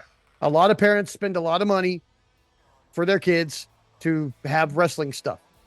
So it's not just adults that wrestling is raking in money from. It's children also. I would rather my kids watch AEW with all of its blood and stuff than watch WWE where the head of creative is hugged up with RFK. Yeah. But if you said WWE is trending, and then the same post, I would still be miffed about the wrestling stuff. But really, how dare you attach the crumbling of America to AEW? Yeah. Seriously. How fucking dare you? Like, first of all, and second of all, like, America isn't crumbling because professional wrestling is popular. America is crumbling because we have a fascist grifter in charge of things right now. It has nothing to do with professional wrestling in any company. Because WWE is still going to do the numbers they're doing well after this administration is gone. So it's not that doesn't have anything to do with whether wrestling is popular or not. It has nothing to do with politics. And arguably, it's more popular now when politics are shitty because people need an escape. But it is not the crumbling of America. God forbid we like a TV show. I'm sure there's TV shows you like, Mr. State of Hate, who posts at least once an hour, every hour, 24 hours a day on Blue Sky. Yeah. First of all, timeline there. Oof. Yeah, look at that. So, first of all, who are you to say the crumbling of America is because of a TV show? You spend literally all of your time on the internet. Second of all, fucking, you are out here all day, every day screaming about all the problems we have, but you're spending all your time on Blue Sky and not out there solving any of those problems. And the vast majority of us AEW fans are joining in the protests and doing things that we do to help try to save democracy. So maybe sit the fuck down. Learn your fucking place before you do this shit in person to someone and they put you in your place. And I don't mean physically. I mean, I could yell you down to the point of crying if you did this to me into my face. And I will. He absolutely will. So, fucking leave it. Just fucking leave. Why does every fucking shit lib got like this? Is like I don't understand why this happens so much on Blue Sky, especially since these people aren't getting paid for their rage bait. Which proves to me that it wasn't ever all about the money. There's just genuinely some fucking disgusting, stupid, shitty people out there who will rage bait people for the fucking fun of it. But this person isn't having fun with it. They're not taking it. They're taking it way too seriously. Yeah, it's. I can understand a little trolling with your friends who you can get away with it, and you know where your lines are. I don't understand rage baiting strangers. Why is that the kind of attention that you're seeking? Like, it's because places like YouTube and Facebook and X pay you to do that. Well, not here they don't though. But here they don't. So it's just the appeal? So they do it over there. They get monetized for it. They get this hit of dopamine, and now it's part of their psychology. They get a hit of dopamine whenever they fucking rage bait people, even if they're not getting paid for it, because they've been rewarded for it, like a lab rat. Yeah. It's simple reward psychology, but there is no reward here. It just proves that after the rewards are gone, the psychology remains. Yeah. And it's just, and the people who fall for it in the first place and who commit to that type of thing are shitty people in the first place. I don't care what side you vote on. If you rage bait people for money or for nothing, you're probably a shitty person. You're probably a really shitty person. Like I've rage baited people before. Yes, for nothing. Yes, it was targeted. There was a reason behind it. There's no reason behind this. There's no way any thought process about anything that's happening in America right now could bring someone to wrestling is the problem. Yeah. There's no thought behind that. There's no research behind that. There's no morality behind what they said. It's pure rage bait. Yeah, I'm mad, so maybe it worked. But fuck them anyway. Everybody wants to feel morally superior. You know, what? I don't think that that's a, you know, I think some people lean into it more than others. You know, but I think this is an outgrowth of that as well. You know, they think that they're going to, like, the Blue Sky app is not the place to do that. Not with pro wrestling. It is very, very well stocked with AEW fans. Yeah, who usually ratio the hell out of anybody who that's definitely happened here. Likes to get ignorant with it, but like, you know, I think it's funny that the guy is named the State of Hate. Like, yeah, it's like you're being a hater, bro. Yeah, like why are you like? This is what I don't get about the shit lib thing. Is like, if you want to call out wrestling fans for morality, like, why are you picking on people on your own team when there's so much immorality over there on the other side that you can pick on? Yeah. Like, if I'm coming on the internet to say something terrible about some moral decision our government or our people have made, I can be like, hey, you guys elected a fucking rapist. Not, you guys are the reason America's bad because you watch a wrestling company that's left-leaning. Shut the fuck up. Yeah. Like, I watch 4 hours a week of wrestling because that's 4 hours a week I don't have to pay attention to what's going on outside. And that 4 hours doesn't cost me knowing what's going on out there, or being able to react to or try to prevent what's going on out there, because I don't spend 24 hours a day on Blue Sky. So thanks, State of Hate, for proving two things for me: that the terminally online people are mostly the most insufferable of us, and that I think we knew that already, and that people like you are so driven towards hate that not only do you hate on the people who deserve it, but you hate on people on your own side who you think you can punch down on. And I will remind you once again, like I have had to remind several other shit libs, you don't get to punch down on us. Some of us have doctor before our name. Do you got fucking doctor before your name? Fuck no, you don't. Sit the fuck down. I can't wait to get a shit lib who has doctor before their name. This is going to be great. I will be so flabbergasted when it happens, but I can't wait, because it'll be the first time I haven't been able to say, are you a doctor yet? No? Shut the fuck up. Some of us have doctor before our name. Like, who the fuck are you? Like, to tell us, like, why are you punching down on your own team? That's the biggest part that gets me. Like, it's because they don't see leftists as their own team. They're shit lips. Yeah. They're centrists. They don't see themselves as part of the same team. Yeah, I'm imagining they like the moral superiority aspect of being left of center, but not the politics of being left of center. These are the same people that will come and try to fight me on Blue Sky threads when I say things like, I won't vote for Gavin Newsom because he's trans exclusionary, or I won't vote for Kamala Harris because she takes money from AIPAC. I mean, I wouldn't vote for Gavin Newsom anyway because I don't live in California. It literally doesn't affect me. Yeah, well, they're talking about for president. Like, I will tell people, for president? Gavin Newsom should be president. I'm like, he's trans exclusionary. I have trans people in my life, so no, thank you. Yeah, no. You know, No. I also don't vote for people who take APAC money. So sorry, Kamala, if you run again, I'm not going to vote for you. I'm going to try my best to short my state elections, I guess. Yeah. But right now I can't. Why are you punching? Like, we are on your team. If you don't see us as on your team, make a purple team or something. You centrist ass bag. You know, but I am not a member of we should continue being the nice, accepting left. I am a member of the tolerance fucking got us here, so it's time to be intolerant. Yeah. So, I mean, First Amendment, okay. I believe in the First Amendment. Do I believe that Nazism should be protected and hate should be protected speech? Fuck no.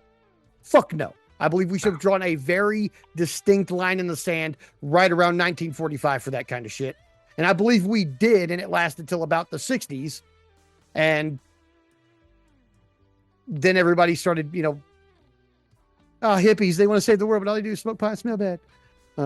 There are bees on the wall. I am a pot smoker, folks, but I'm not a hippie. So welcome to the world.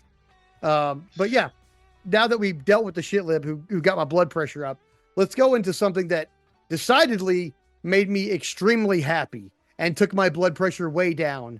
And that was the mere sight of our favorite cowboy, Hangman Adam Page. We started off Collision this week. Terrible haircut, though. I hate it. Yeah, I don't like it. Oh, God, no. It was like, please grow it out again. Yeah. I hope that's the plan. This is almost like when Juice came back. Yeah. It was like, it's almost like that. Like, and I'm not hating Hanger. Okay, have your hair however you want it. Okay, but like, I didn't like the haircut that much, but everything else was exactly what I wanted. It made me. It was bittersweet because I enjoyed the fact that he was committing to this part of his story, and I do like the idea. Because he said that he needs to find out who he is without the world title, but that there's plenty of other gold to win, and the idea of him being the first guy to win every single championship in AEW has legs and can last however long you want. Because that could be a couple of years of story. Yeah, that could be a couple of years of story for Hangman, right there. Hangman hasn't been in a C2 yet. No, he hasn't been in the C2. He hasn't won the national title. I don't think he hasn't won the Continental title. He hasn't been an international champion. Has he been the TNT champion? I don't even think he's been the TNT champion. He is the first Triple Crown. He is the second Triple Crown champion because he was a World Tag Team champion, a World Trios champion, and a Men's World Singles champion. He has not won any other singles mid-card title. Yeah, we got 2 or 3 years of no international, no TNT, no national. That's 4 belts right there. Yeah, that's at least 2 years of story if you play it right. And Lord knows, I do think there's at least 1 too many belts. If you want to do some unification, this is how you get there. Yeah, but like so I was a little confused at first. Because for a while there, was thinking that it meant he couldn't challenge for the title when MJF was the champion. No, at all. Ever. So, which is why I hated it. Yeah, I hated it because it's like I hate that MJF has that over him. I hate that the bad guy won. But I hate it. The thing about it is, like, there was other people. I think, may have said this at one point. And I think Mike may have said this at one point about that doesn't preclude the champion from challenging him. Yeah. I think that I think the story that would be there would be probably towards the end of this, whatever journey that he's on. Let's say that he becomes a second ever unified champion. Maybe he's a co-continental and international champion. And people are starting to actively say in their promos that he's the guy they want to face That's the championship that everybody wants. You know how, like, at the beginning of this year when MJF first won the title in January, or coming off of December, I think, how everybody was, like, lining up to face him as the world champion. He had, like, 8 contenders. What if that happens with the international title? Or the unified title while he holds it? And, like, nobody comes after whatever heel champion it, or it doesn't even need to be a heel, but whoever the world champion is.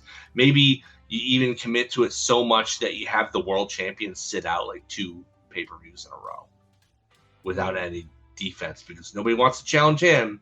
They want to challenge Hanger, because he's the one on fire right now. He's the one that's making the unified title essentially the world title. He's the RVD holding the World Television Championship in ECW. Yeah. That's the goal there. And so you have him, the world champion, say, "Oh, you think you're so great? You know, you think you got all these people challenging you. Nobody even wants to sniff my belt. Yeah. How about you put your money where your mouth is? You think you're such hot stuff, and I'm challenging you. I'm calling you out, cowboy." Mm-hmm. And he's like, "I know what you're trying to do.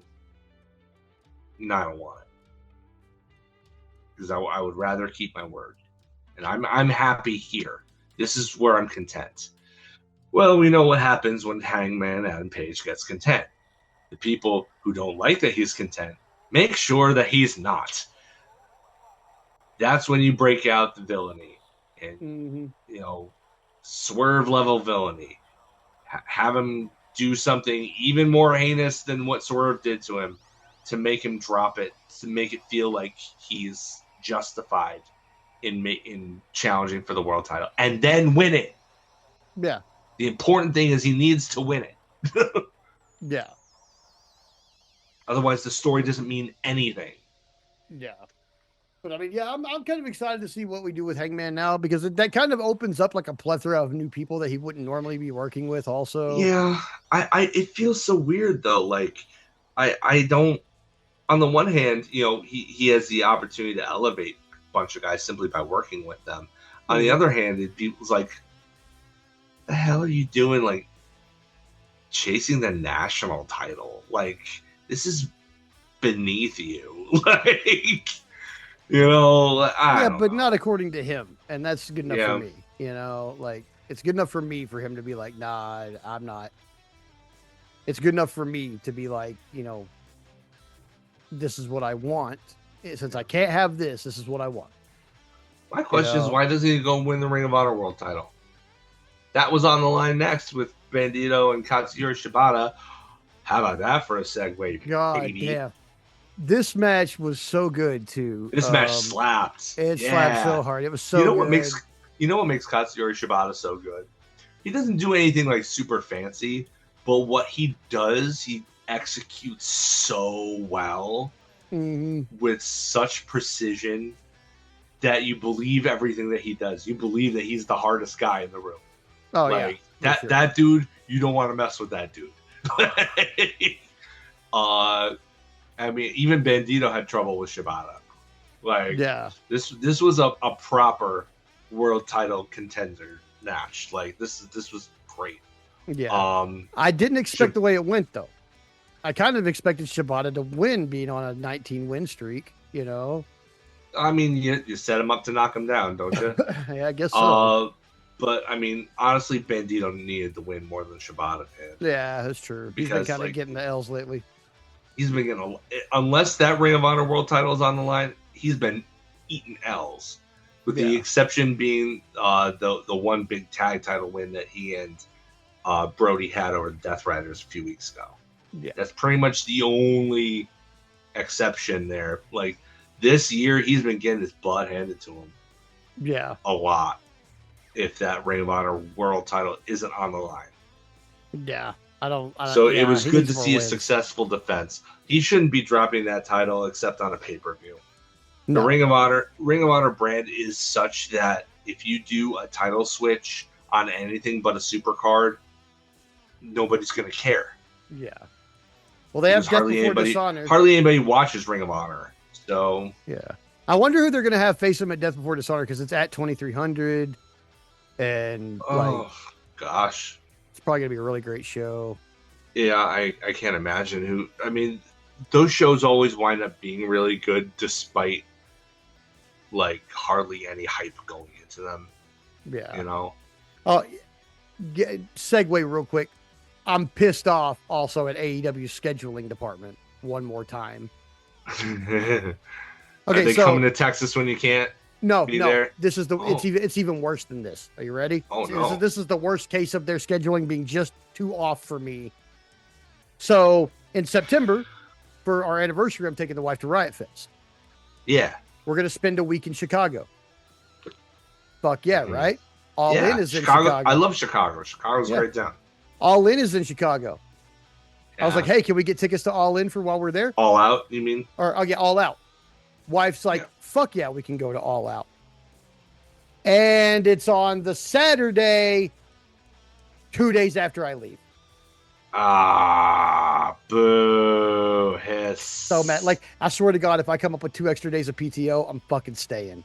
And I'm going All Out. No, you should. You absolutely should. Like, I'm staying, like, I'll be in Chicago for 2 weeks at that point, but I swear to God, if I come up with the extra PTO or a check, like if I get a school stipend or something, I'm staying. Fuck it. Yeah. Like, this is too, I can't miss this. Like, I don't want to. So, like, I'm pissed off right now because it looks like I can't go. But if some miracle happens between now and the next couple of months, I can take that opportunity, bro. I'm doing it, dude. I'm totally going to do it. Yeah, your wife's a manager where she works. She can get the time off. Oh, she can get all the time off she needs. It's just I'm building up PTO at the new job. So, I'm happy to be able to go in 6 months in and be like, hey, I'm taking 2 weeks off. They might be like, what? Hold on. You might I might have to take a working vacation I might just do that. Take my computer with me, work for 2 days. Fuck it. I don't know. The show won't be on when you're working. No, I don't know. I'm gonna figure it out though. Or I'm gonna try to figure it out. So we'll see what happens there. Yeah, I think All Out, if I'm not mistaken, begins a trend for the rest of the year. I think all the rest of the AEW pay-per-views for the rest of the year, starting with All Out, are Saturday ones, right? I think so. Which is fantastic because that means we can cover them on this show. Mm-hmm. Without there being any delays. Yeah, Yeah. It's honestly, it's not. I would much rather spend my Saturday. As much as I love Collision, I would rather the Saturday be a pay-per-view day. Yeah. And give me a day to ruminate over what I saw and how I felt about things heading into us recording this show. Yeah. So after that, we go back to Renee Paquette, who's with Hikaru Shida and Harley Cameron, who are just, talking shit to each other before their match. I don't know if I'm really into the best is Shida thing. And I'm waiting for somebody to be like, that belt doesn't have an eye on it. Well, you can the best Shida. There you go. There we go. Apostrophe S. There it is. I guess. There it is. The best Shida. The problem is that you're going from an S sound into an SH sound, so it melds together. So it's not. It sounds like the best Shida instead of the best Shida.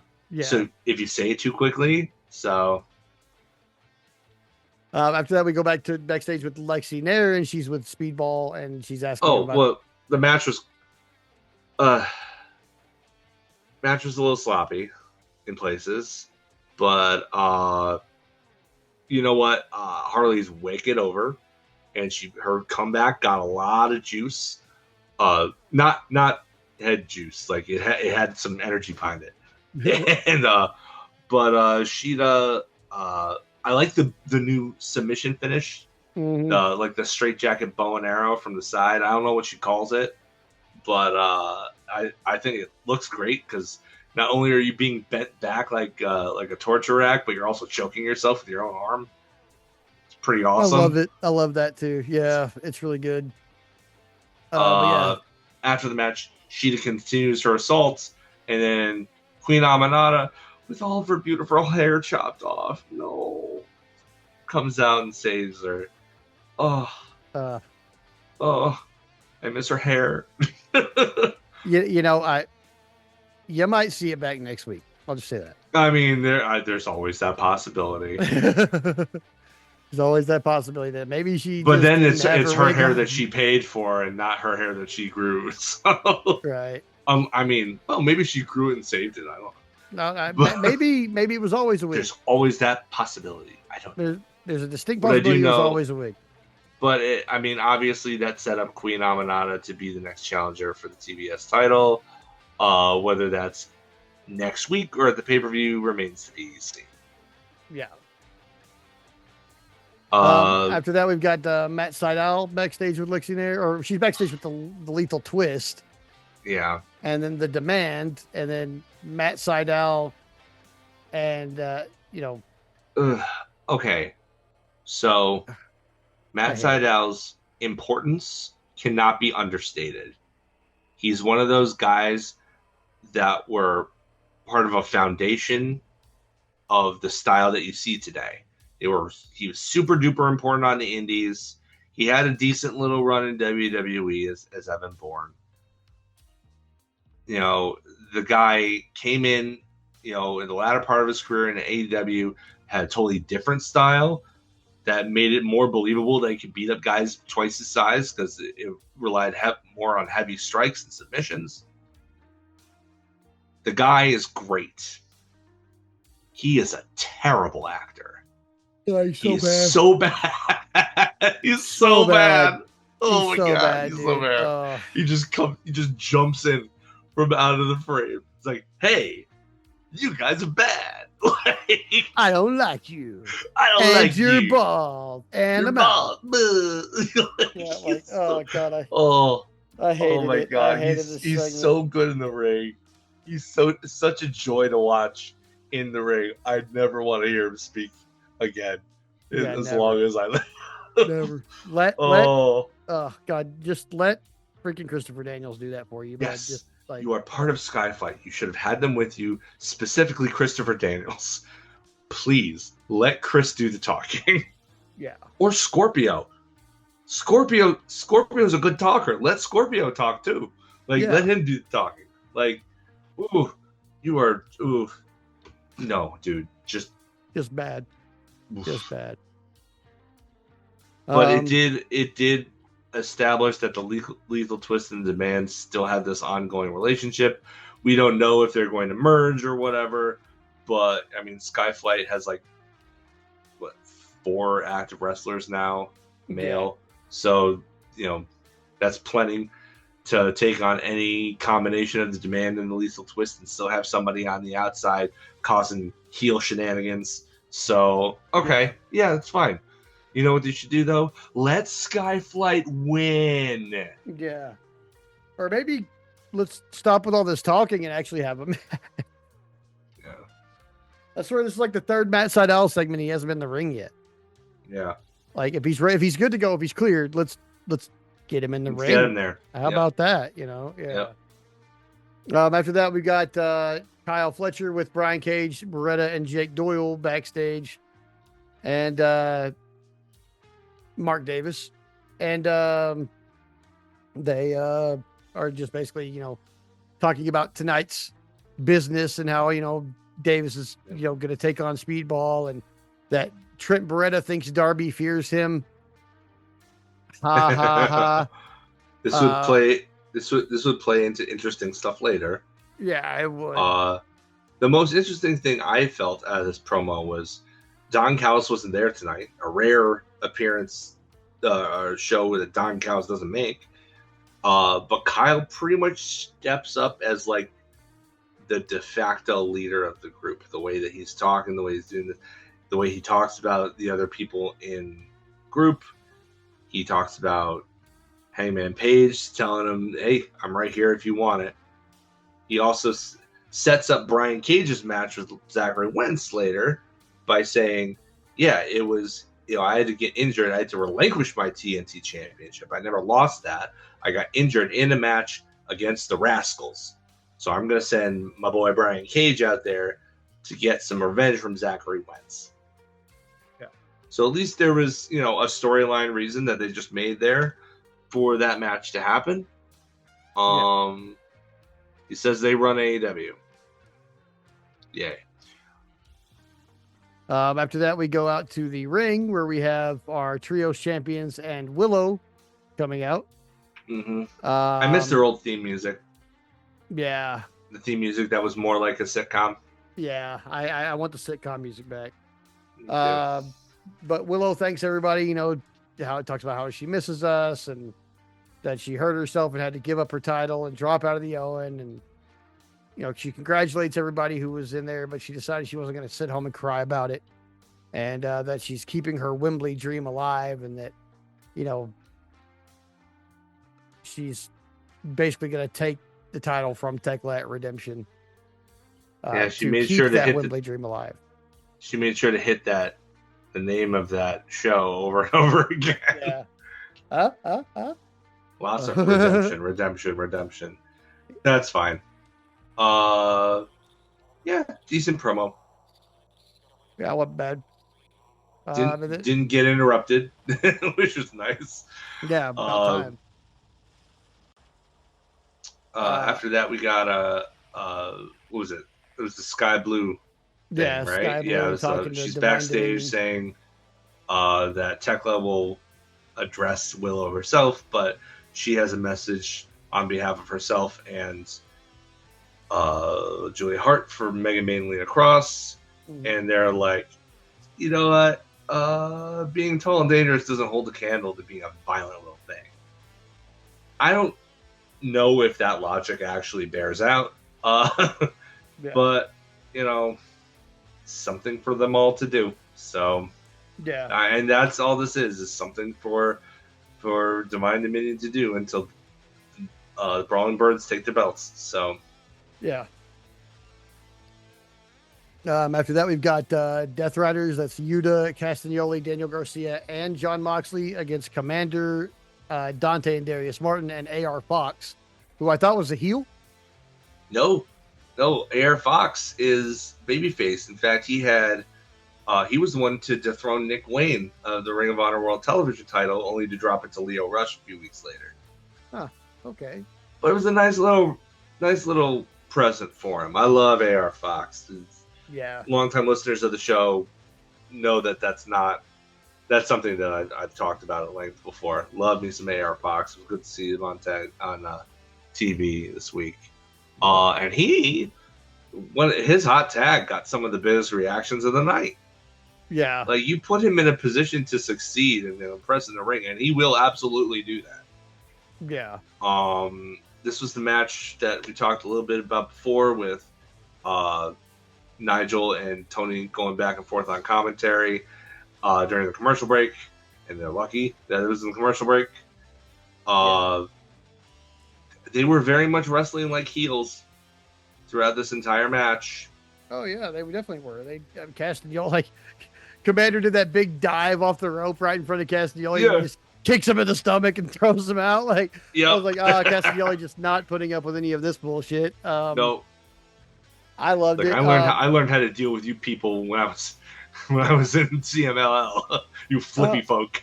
One thing I will say though, every time Wheeler Yuta comes into the match, Tony Schiavone says they just love booing Wheeler Yuta. And I'm like, Tony, you've been doing this for like 60 years. I know you can say something different. Yeah.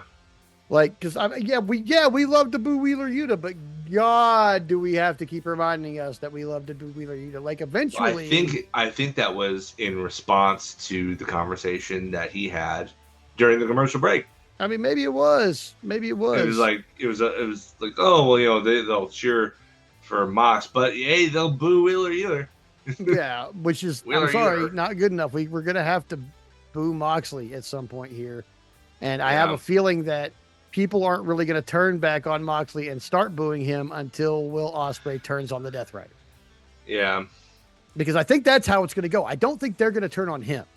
I think he is like playing the low game and he's just waiting it out, and he's going to turn on them when it would cause them the most harm. Yeah. And Okay, I'm waiting for that. I'm cool with that actually. But and then once they finally figure out that maybe he does it in secret, one by one, he gets rid of everybody until it's just him and Moxley, and Mox realizes it's him. It's like, you built me to be this way, John. Yeah. You did this to yourself. You did this to yourself. Literally. You started it. This isn't just revenge. This is justice. Yeah. And karma. Exactly. Yeah, I'm still not like, I don't really root for Moxley, but it's like it's almost a Cena thing at this point. LOL, Moxley wins. Like it's almost a Cena level thing now, because like I go into any place where I'm having to make predictions. If Moxley's on the card, I'm like, there's your winner. Yep. And I'm right like 100% of the time. And when we're at that level, things have to change a little bit. Something has to change. And I think it needs to be the Ospreay thing. Yeah. He's not going to lose that Continental title belt until Ospreay has something to do with it. Yeah. Whether that's in or before or after the C2 remains to be seen. I think Will Ospreay has something to do with it, though. Yeah, I think so. After that, we've got the Divine Dominion responding to the Sisters of Sin, or I guess to Sky Blue. But they just said, God. The Death Riders win when they put AR Fox in the Dragon Tamer, and Mox hits the curb stomp on him. Yeah. That's how that ends. LOL. Cool finish. Not gonna lie, I like it when they finish that way. But yeah, it was cool. But yeah, I kind of. And the match itself was fun. It was a nice party match. Commander doing flippy stuff. AR Fox back on my screen. Darius showing that he's a little bit more of a grappler than he's probably been able to show. And leaning up, too. He leaned up real good. Yeah, he did. Did he? I'm not sure if I'm allowed to say this, but did he, get darker? Did he get a tan? Because he looked... That's possible. Am I allowed to say... I don't... No, if that was offensive, I sincerely apologize. I honestly don't know if offensive. It is or not. I'm a cis white guy, though, so what the fuck do I know? I don't know if that's clue. But that's a good question, though. I actually want to know the answer to that question. You know what? I'm gonna have to ignorance on my part. This is not willful ignorance. This is actual ignorance. You know what? Please don't crucify me over it. I just don't know. We will have an answer to that, you and I, maybe privately sometime this week, because I have a guy who puts up with my ignorant whiteness and will let me ask this question of him and not be offended by me asking the question, because I'm legitimately curious. Yeah. So I will ask him. One of those. Yeah, it is good. I'll ask him and see what he says, because this is the same guy. There's some jokes on King of the Hill when Bobby's doing the stand-up thing that I was like, that's kind of funny. How is that offensive? And I had to ask him. And now this is another thing I'll have to ask him about. We've been friends for a couple decades now, so I can ask. It's not like I'm just going to this random guy and be like, hey, you put up with my shit before. Will you? No, he answers questions like this for me a lot, because I try to be mindful. So I'll have us an answer on that one. But Darius, just regardless of the tonal issue, he looked great. Yeah. He definitely slimmed up a little bit, he's moving around a little better. He was going toe to toe. He was going toe to toe with Danny on the mat, which is no mean feat. No, not at all. He was definitely showing off the graps, which is, honestly, I want that. You know what they should do? They should really lean into Dante's the high flyer and Darius is the mat game guy. I love when they have the contrasting styles in the same tag team. Yeah, I love that. You know me. I'm a big Heart Foundation guy.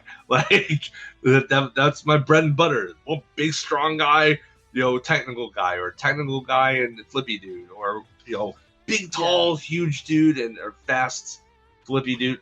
I love contrasts. In that one, Brodito. That's why Brodito works so well, is because they're so different, but they gel so well together. Maybe they can try to do a little bit more of that with Top Flight, and lean more into the technical ability that Darius has. Maybe that will give him a little bit more of an identity, because he's been injured several times now, which has allowed Dante to do single stuff and for people to really get attached to him.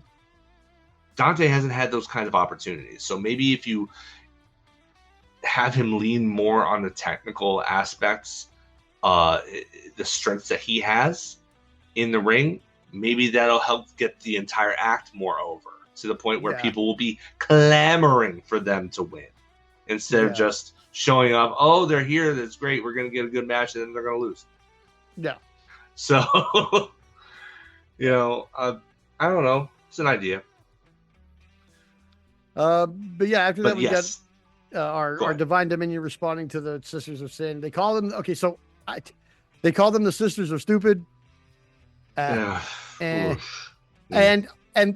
last thing they said was just keep holding Tekla's bag. Guys, regular wrestling, at least called them the Sisters of Shit or something. Something, but the little edgier, please. Keep holding the bag is only offensive to wrestlers, and fans don't know why. Okay, like that. You guys went a little too deep behind the curtain with that one. Like it's not effective as a promo. I mean, with the right inflection, people who I think that the people will get it from context clues. You're not fit to kiss my, to lace my boots is a similar thing. Yeah. And people understand the underlying relationship there with one is dominant, one is submissive, one is made to be subservient to the other because of their power dynamic imbalance. I don't know if that's too inside baseball. I think that's I think context clues and tone of voice can give most people what they need from that. Yeah, but they're not very tonal. Not tonal. Megan isn't. Yeah. Julia is. Or Julia. Lena is, rather. Yeah. I think Lena is. Lena's the better talker. I think Megan's the better wrestler. Fair. That's fair. After that, we then go straight to Tekla, who says there's only 3 people she trusts: Sky, Julia, and herself. Yeah, I mean, that tracks. But yeah, what happens when you're toxic? You don't have many friends. But yeah, so apparently Willow's a happy bitch because the only thing that's dumber than that's funnier than a dumb bitch is a happy one. Yep. So I guess Willow's not a stupid bitch; she's a happy bitch. I guess. And then, what do they follow up this with, Aaron? This was the best shit, dude. I love the Bang Bang Gang so much. I really do. And the dog adoption thing was fucking hilarious. I really do hope that the dogs that they say were up for adoption by this apparently real pet adoption agency. I really hope that they happened coincidentally to be named Finley and Clark, but I imagine that that's probably kayfabe for the gimmick. Whoever adopts those dogs are going to name them Finley and Clark. Yes. Because it's going to be a wrestling fan. The best part was they were playing it mostly kind of tongue-in-cheek until you get to, and they go member by member on this, with Jay kind of intercutting because he's the leader. And, he's doing he's pretty much playing it kind of straight, like the Sarah McLachlan kind of deal. Yeah. And then you get to Juice, and he cuts this unhinged, insane promo about what he's gonna do to the action to the dogs, and I'm like, that's why I love you, Juice. Never change. Never change. I mean, he's fine in the ring. What I come to see him for is chaos.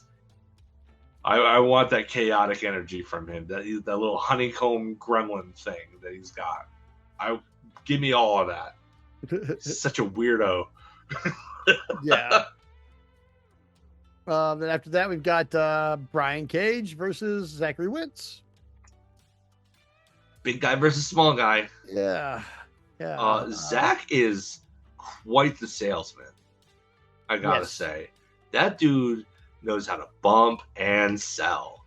Like, it's really like you take the time to actually kind of look at it from that aspect. He's probably one of the better salesmen on the roster. Yeah, he's very good. I really enjoy watching the Rascals wrestle. I wish they would do more with them. I don't know why they decided to make them all J-Brones. I don't get it. Yeah, I don't either. They're so good. They're all so good. They should be trio champions.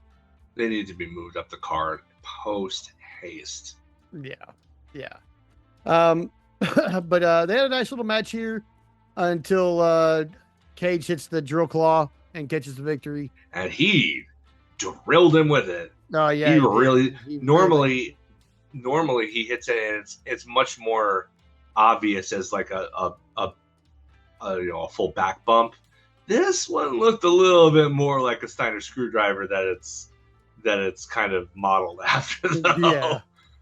Yeah. So, after that, though, Trent Beretta gets on the mic and he starts running down Darby Allin again. And he's like, he's not even in the state. He just wanted to defend his muscle man friend. Yeah. But he says, his words. He's like, we want to have I want to win. So, get the referee in here to raise my hand. Yep. And they're going to call it a forfeit over Darby Allin or whatever. And then Allen's he was informed that Darby wasn't even there. Even commentary was like, yeah, nobody's seen him all day. He was not. He's like out doing, skateboard things. And then all of a sudden, he just shows up. And I mean, this was the closest thing that we got to a condor, this giant condor this week. No true condor. No. But Beretta did get a little bit of offense in when Brian Cage stepped in to run interference. Mm-hmm. Nasty looking strong zero on the apron. Got real close to a 2.99 bar count there. But ultimately it was he goes for one too many. He tries to do it from the top. Gets reversed into a sunset bomb. Code red from the top. And then a coffin drop later, and it's over. Yeah. But Allin, in true Darby fashion, gets the stuffing kicked out of him afterwards by Brian Cage.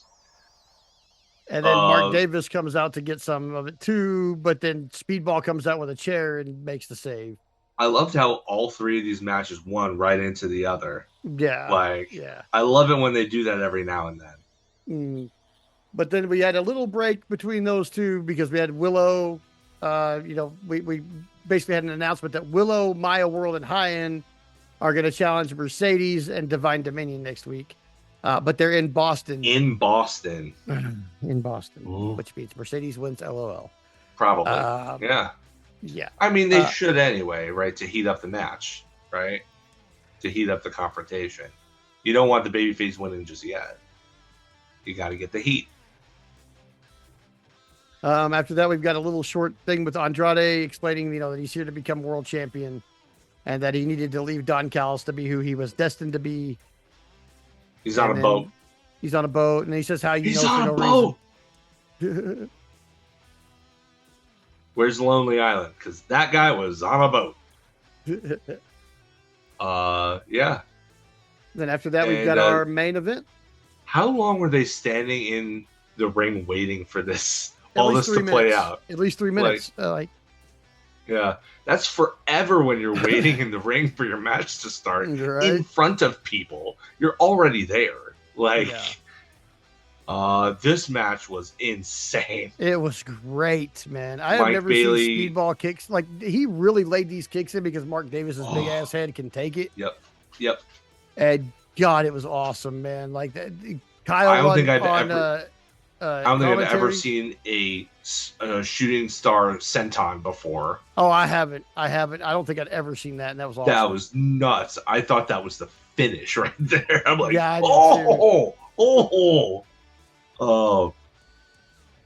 so many pile drivers though. Oh God, too many pile drivers. I'm so afraid for Bailey. Oh, dude, yeah, I was like, the one on the commentary desk. Oh God, dude. He bladed from that. I think this is the first time we've seen Mike bleed, right? Maybe, because I don't remember him bleeding any other time. I don't remember him running the gig any other time either. I figured he'd be, one of those people like, my face is too pretty for all that nonsense. Because he does look like almost like a Ken doll, like he almost too perfect, like, because he is like, he's a handsome dude. He's almost a little too perfect.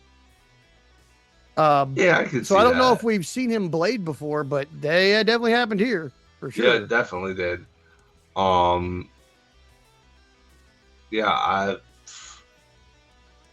So much stuff happened. Eventually, Jake Doyle interfered.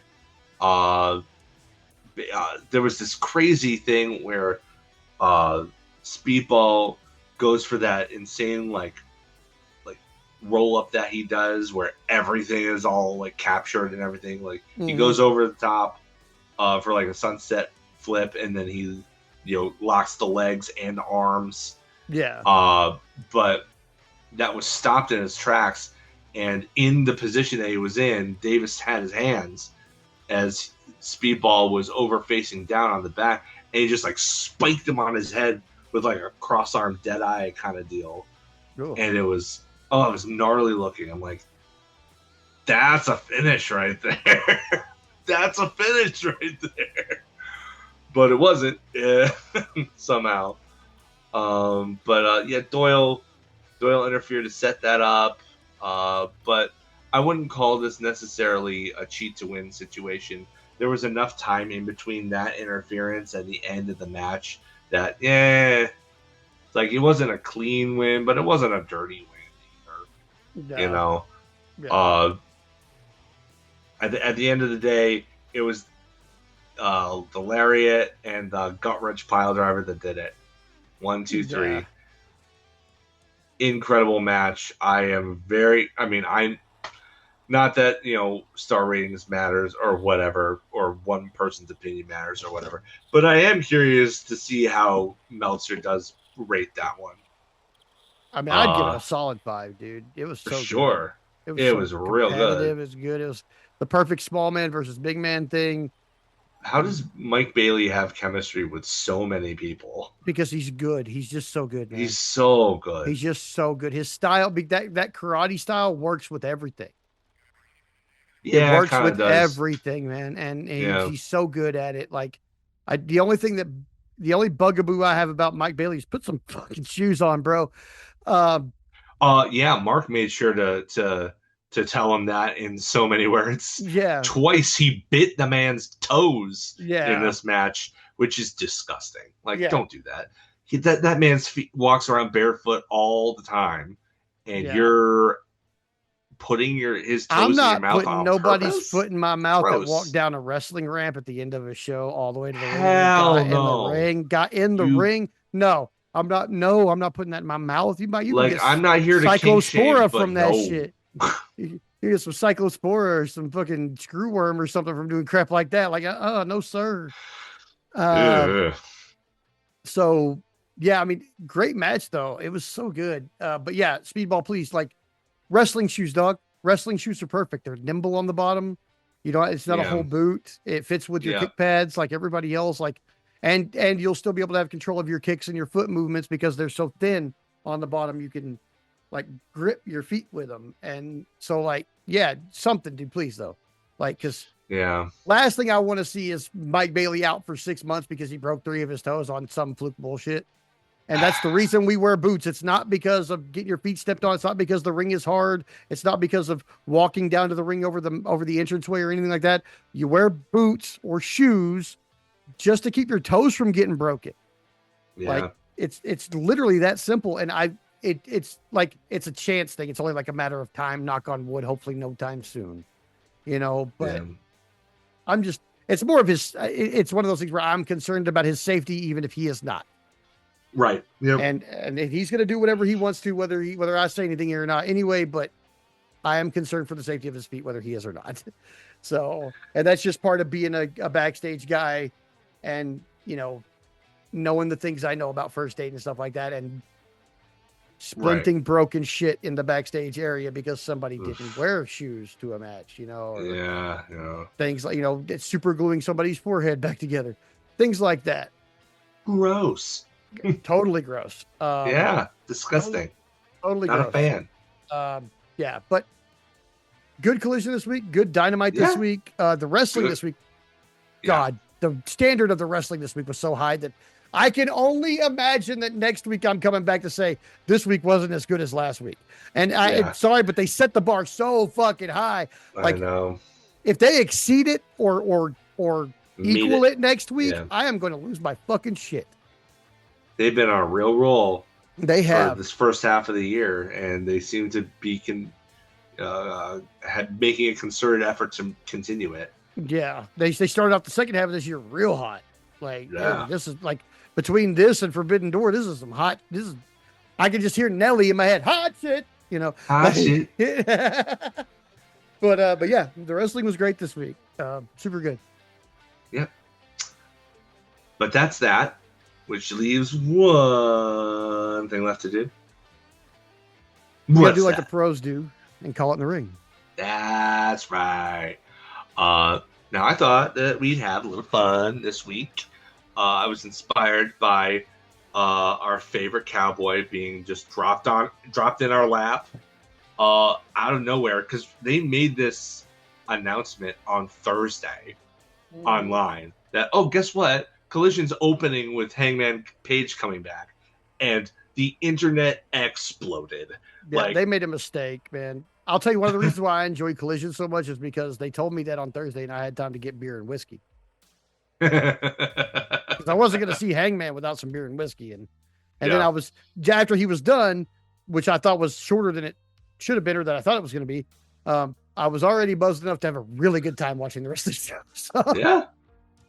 I think they saw, apparently that Dynamite did really well in the ratings. And they're like, the working theory is that in addition to being in Virginia anyway, which is where he's from, and in addition to, I imagine the program with MJF and Kenny had to finish for this to happen as well. Yeah. For them to be comfortable for doing this as well. Like, they had to close that door to open this one. That they were looking to possibly boost Collision a bit in their their ratings, because they were able to do that against do those numbers against the World Cup game. They're like, maybe we can try our luck and do that on Saturday too. I don't know how well it did, but I know that it was appointment viewing for this guy. So this guy too. So although, to be fair, considering I put my kids to bed when I do and everything, I'm very glad that my AEW, for whatever reason, and only for Collision, has an hour delay, because that allows me to do it, quote unquote, on time for that appointment viewing. But I was inspired by that to do a little something celebrating the return of our favorite anxious millennial cowboy. Now, Aaron has no idea what I've done for this. So what I've decided to tell do. me, y'all. Yeah, no, I think you'll like it, and I think you'll enjoy it.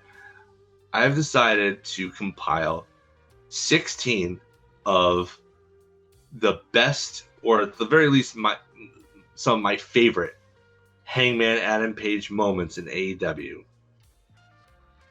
And you are going to pit them against each other until there's just one left. Okay. This is the Adam Page moment tournament.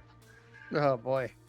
I already know the winning moment, at least in my mind, but we'll see what you got here. Let's see how we pair up. So I have written down 16 of these moments, and they run the gamut from matches to promos to segments and all that kind of stuff. They're all different. I have put them on in a document in chronological order, and then I put them in a brand new tournament bracket app on my phone in random order. So these are not.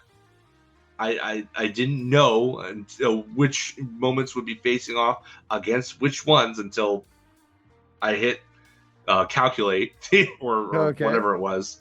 So we're going to start off with January, the first two moments to face each other in this tournament.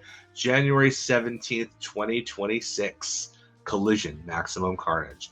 Hangman becomes only the second ever AEW Triple Crown champion by upsetting the Ops for the World Trios Championship alongside Kevin Knight and Mike Bailey. So that moment right there versus the chronologically preceding moment, just how it turned out, October 29th, 2025 on Dynamite. Hangman expertly impersonates Tony Schiavone to blindside Samoa Joe with a beer bottle. The Schiavone thing. It's the Schiavone thing for sure. That shit was so fucking awesome. It's definitely. It really was. All right, so that one advances. Is there anything that you want to say further about it? The Trios title win was cool, but that Schiavone thing was fucking awesome because, like, it was executed just about as well as it could have been, as right? well as you could have done it. Yeah, it was as good as it could have been. Yeah. All right. Next up is October 12th, 2002 on Dynamite. The now famous "The Medicine Is Not Working" promo. Oh. If you need a little reminder of what that was about, and for all that I did, I'm left with nothing. So I am not the same. I'm angry. I'm frustrated. I can't sleep at night. I'm anxious. I'm depressed. The medicine is not working, but I am still here because I am a man. I am 31 years old. I'm a former World Tag Team Champion, a former World Champion. I watched my family members be lowered into the ground, and I brought new life into this world, just like you have. I'm a husband. I'm a father. I've been choked till my face turns blue, and I've been beaten in that same face over and over, and I keep coming back because I am a man, damn it. That promo. Okay. Versus October 13th, 2021 on Dynamite. It's a promo battle. It is the cowboy shit promo. Not the one that set it up as a catchphrase. That was a one-off line that just kind of grew into itself. This was in the lead up to Full Gear 2021. Okay. Damn, I'm excited for Full Gear. In 2019, my friends and I, we left our home in Ring of Honor and our home in New Japan to start All Elite Wrestling. And I was excited then because I believed in our vision. I believed we could and we would change the world. But it feels like the world changed us. I mean, it changed me. I told you all on literal day one that I'd be the first AEW champion, and I failed. I lost to Jericho. I lost to Pac. And then it felt like I started to lose a hell of a lot more. I lost my confidence, I lost my friends, and truthfully, I lost myself. But for whatever reason, it seemed like no matter what I lost, the one thing that seemed to grow, that seemed to get louder week after week, was these people chanting cowboy shit. And to me, that's very real, because cowboy shit was taking my shot on day one and telling you I'd be champion. Cowboy shit was winning the tag titles with Kenny and defending them every chance that we got. Cowboy shit was learning to let the past live in the past and accepting new friends into my life. And cowboy shit was taking my chance and pulling it all on the line, sticking my neck out for my new friends who stuck their necks out for me so many times. And cowboy shit was having the balls in the middle of the hottest run of my career to turn around and go back home to be there for the birth of a beautiful baby boy. That's cowboy shit. So last week, I finally picked up the phone. I put my body on the line. I climbed the ladder to grab the chip, to grab the shot at the one thing that's eluded me all this time. To me, that's the thing. When you fall off, you get up, get back on the horse, and you keep riding, blazing on ahead, because to me, that is cowboy shit. Now, I'm not a fortune teller. I'm not going to predict how Full Gear will end for me. But despite that brutal honesty, I feel like you all still believe in me. And for the first time in my life, I do too. So the promise I can make is that at Full Gear, I will give you everything. I will give you my heart. I I will give you my soul. I will give you every fiber of my being. I will give you my blood. I will give you my sweat. And one way or another, I feel like I may give you my tears. The one thing, though, that I am 100% sure about is that at Full Gear, I will give you cowboy shit. I mean, that's a great promo. People sleep on the promos that he cuts, honestly. For real. Yeah, but the medicine is not working. Yeah. The one that was this one. Yeah. It's a little so visceral on that one. Yeah, it hits both were so good. Yeah. But I agree. As somebody who, I mean, we had a conversation before we started recording about mental health. Like it's a thing that both of us kind of suffer from. Is depression and anxiety and stuff like that. That really hit for me too, personally. So, yeah.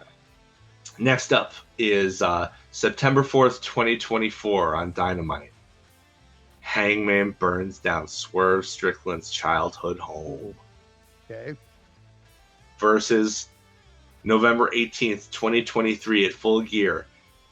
Hangman drinks Swerve Strickland's blood in the Texas Death Match. Oh, burning down the house.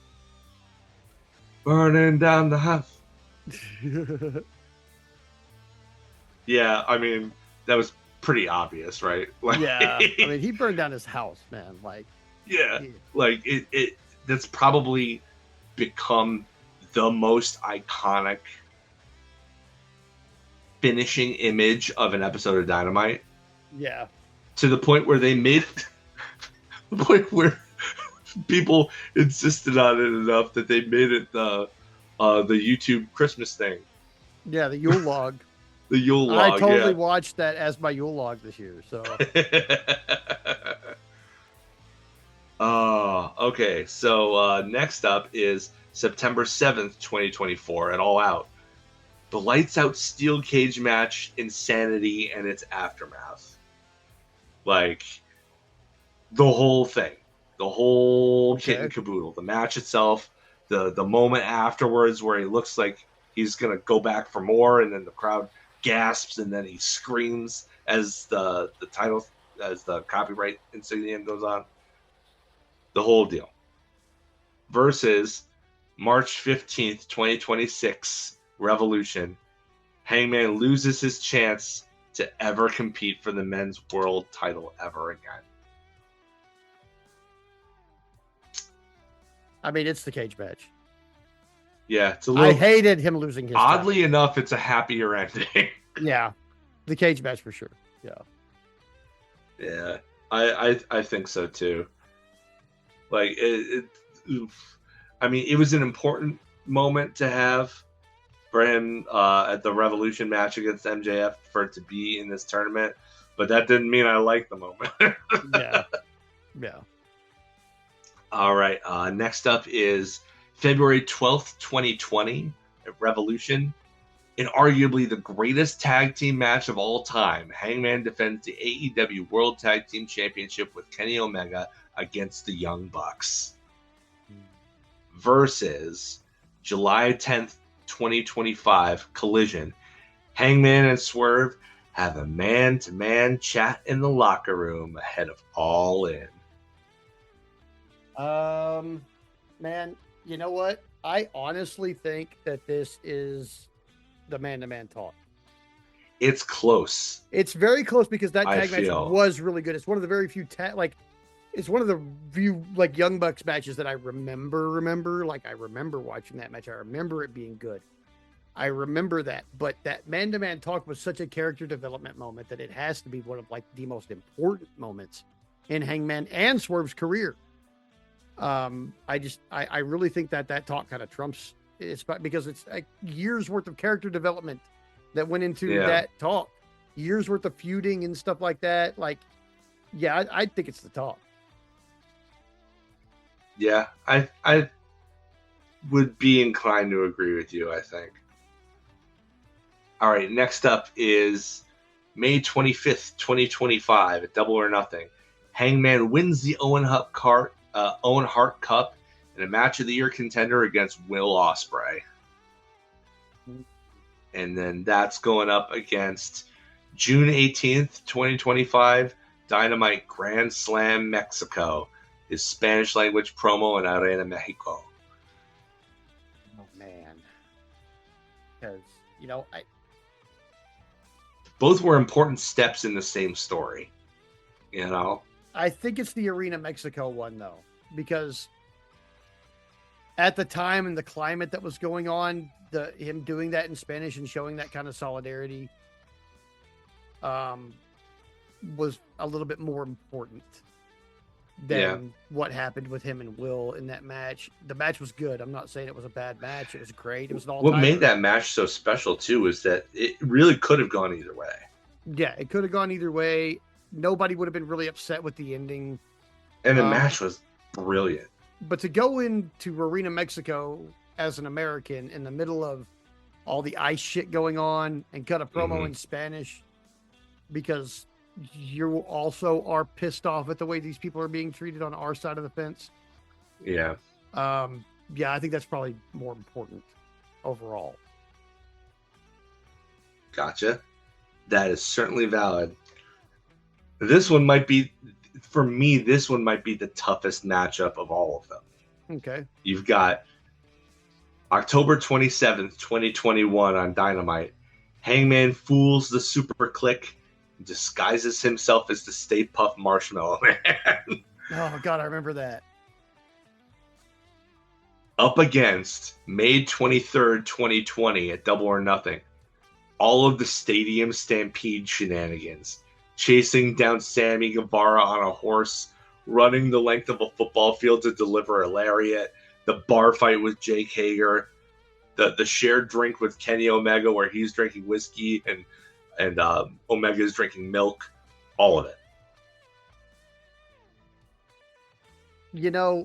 I thought to me that's real tough. I thought the Stay Puft spot was great.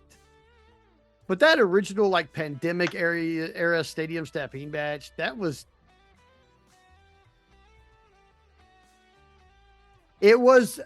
AEW as a whole setting itself aside from the way other wrestling companies do things and the way they're run. It was inspired nonsense. Yes, it was inspired. Yeah. It was very fun to watch. I still go back and watch that match occasionally because I didn't watch it live. I didn't know any of that shit had happened until probably because I didn't really watch Pandemic. I didn't watch any wrestling during the Pandemic era. The lack of a crowd kind of effed it up for me. It was rough, yeah. But the absolute best thing that came out of Pandemic era wrestling was that Stadium Stampede match. Yeah, it was great. So I think that's going to be my pick. All right. Okay. And in the last bracket, last first round match, November 13th, 2021 at Full Gear, Hangman finally wins the Men's World Championship from Kenny Omega versus July 12th, 2025. And I swear this was random. July 12th, 2025 at All In. The Avengers assemble to help Hangman overcome the odds and beat Jon Moxley for the world title. And it's All In. The belts from its briefcase. Yeah, it's All In. Freeing the belt from that briefcase was one of the most epic moments of the last 3 years. Easily. Yeah. It's definitely beating Mox. Yeah, I didn't plan on putting both world title victories up against each other. That's just how it was randomly put together, but I couldn't have done it better. Yeah. All right, which means we go into the quarterfinals, which means Hangman impersonates Tony Schiavone versus The Medicine Is Not Working. The Medicine Is Not Working. As funny as Tony Schiavone thing was, The Medicine Is Not Working is a level of resonance that just sticks. All right. One thing leads to another as Hangman burns down Swerve's childhood home versus the lights out steel cage match that came from it. It's still the house. It's still burning down the house because we didn't get that cage match without him burning down that house. It had to be Swerve fucked with his kid. He burned down Swerve's house. We get this cage match that just was everything afterwards, but it's the house. That house burning was just so crucial. All right. How about this one? This one could be tough. These are both very important for different reasons. But Hangman and Swerve's man-to-man chat versus the Spanish language promo in Arena Mexico. Man, this is definitely a hard one. That's a choice right there.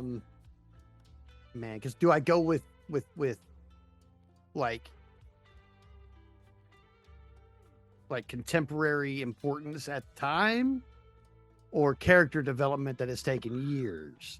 And oh man, that's rough. And as much as we are political, yeah, and as much as we understand what's going on out there, and we, that's why this one made it to the second round in the first place, the man-to-man talk is arguably more important overall for Hangman and AEW.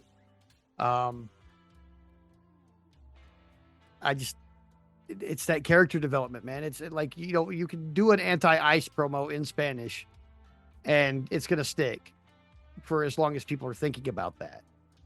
But this character development with Swerve is going to play into the rest of his career. Yeah. And so I think that it's probably the man-to-man talk. To me, of these four, that's the hardest matchup. That is the hardest one, I think, so far. Yeah. Which leaves Stadium Stampede versus winning the world title at All In. It's All In. It's All In. That was the most cathartic moment in like the history of AEW. I mean, that one might win altogether. I might predict that now. I don't know where we're going to be at when we get there, but like that one might be the winner because it was so cathartic. We had built up so hard to it. People were so sick of John Moxley and carrying that fucking belt around in that fucking stupid briefcase. Like it's so, it's just that, so that's definitely the winner of that round. All right. Well, we're in the semis here. Okay. The medicine is not working versus Hangman burns down Swerve's home.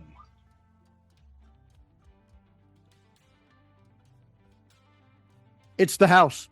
Yeah. It's the house because the medicine is obviously working at that point. And in this case, the medicine is a nice toasty fire and a glass of whiskey. Fair enough. All right. Hangman and Swerve have a man-to-man chat versus Hangman wins the world title from Moxley at All In. Yeah, it's the world title still. I mean, that was great character development, but that partially led to that All In win, and that All In win is that's what was important. Swerve helped him. Yep. Swerve helped him. Which means the finals are probably where you predicted they might be. It's the house it's the house versus the title win. God damn it. I love these both so much, and not even for that different of reasons. I just love them so. I love both of these, but like, I don't hate any of the moments that have been on this tournament. I hate having to call a loser in any of these matches because all of these moments are great. But if we think about it, okay, like her burning down the house was a catalyst or a response to a catalyst that was then itself a catalyst to that cage match. But the title win at All In was a culmination of a 1.5 or 2 year long story of Hangman developing and becoming a better person, only to realize that AEW is his true home and that he wants to protect it. And the only way to do that is to get rid of Moxley and get the belt out of that briefcase. Yep. And then he did it. And it's not very often that the fans get just everything they want in one little swoop like that. Like All In could have been a shit show before that match. And as long as it went and ended the way it did, that's all people would have cared about. Yeah. That's all they would have cared about. No, and I hate to say it like this because I'm sure there were other matches that I lauded and said they were so awesome on that show, because I'm pretty sure we were already doing this when that show happened. We may have a watch along with that show. So I know there was other matches that we were lauding, and I was like, oh my God, that's great. But the only thing I remember from that show is that match. The only thing, without you reminding me, the only thing I can remember from that show is that match. And it was everything. It was everything we all wanted to be. Everybody got to go home happy. It's the feel-good moment of the century.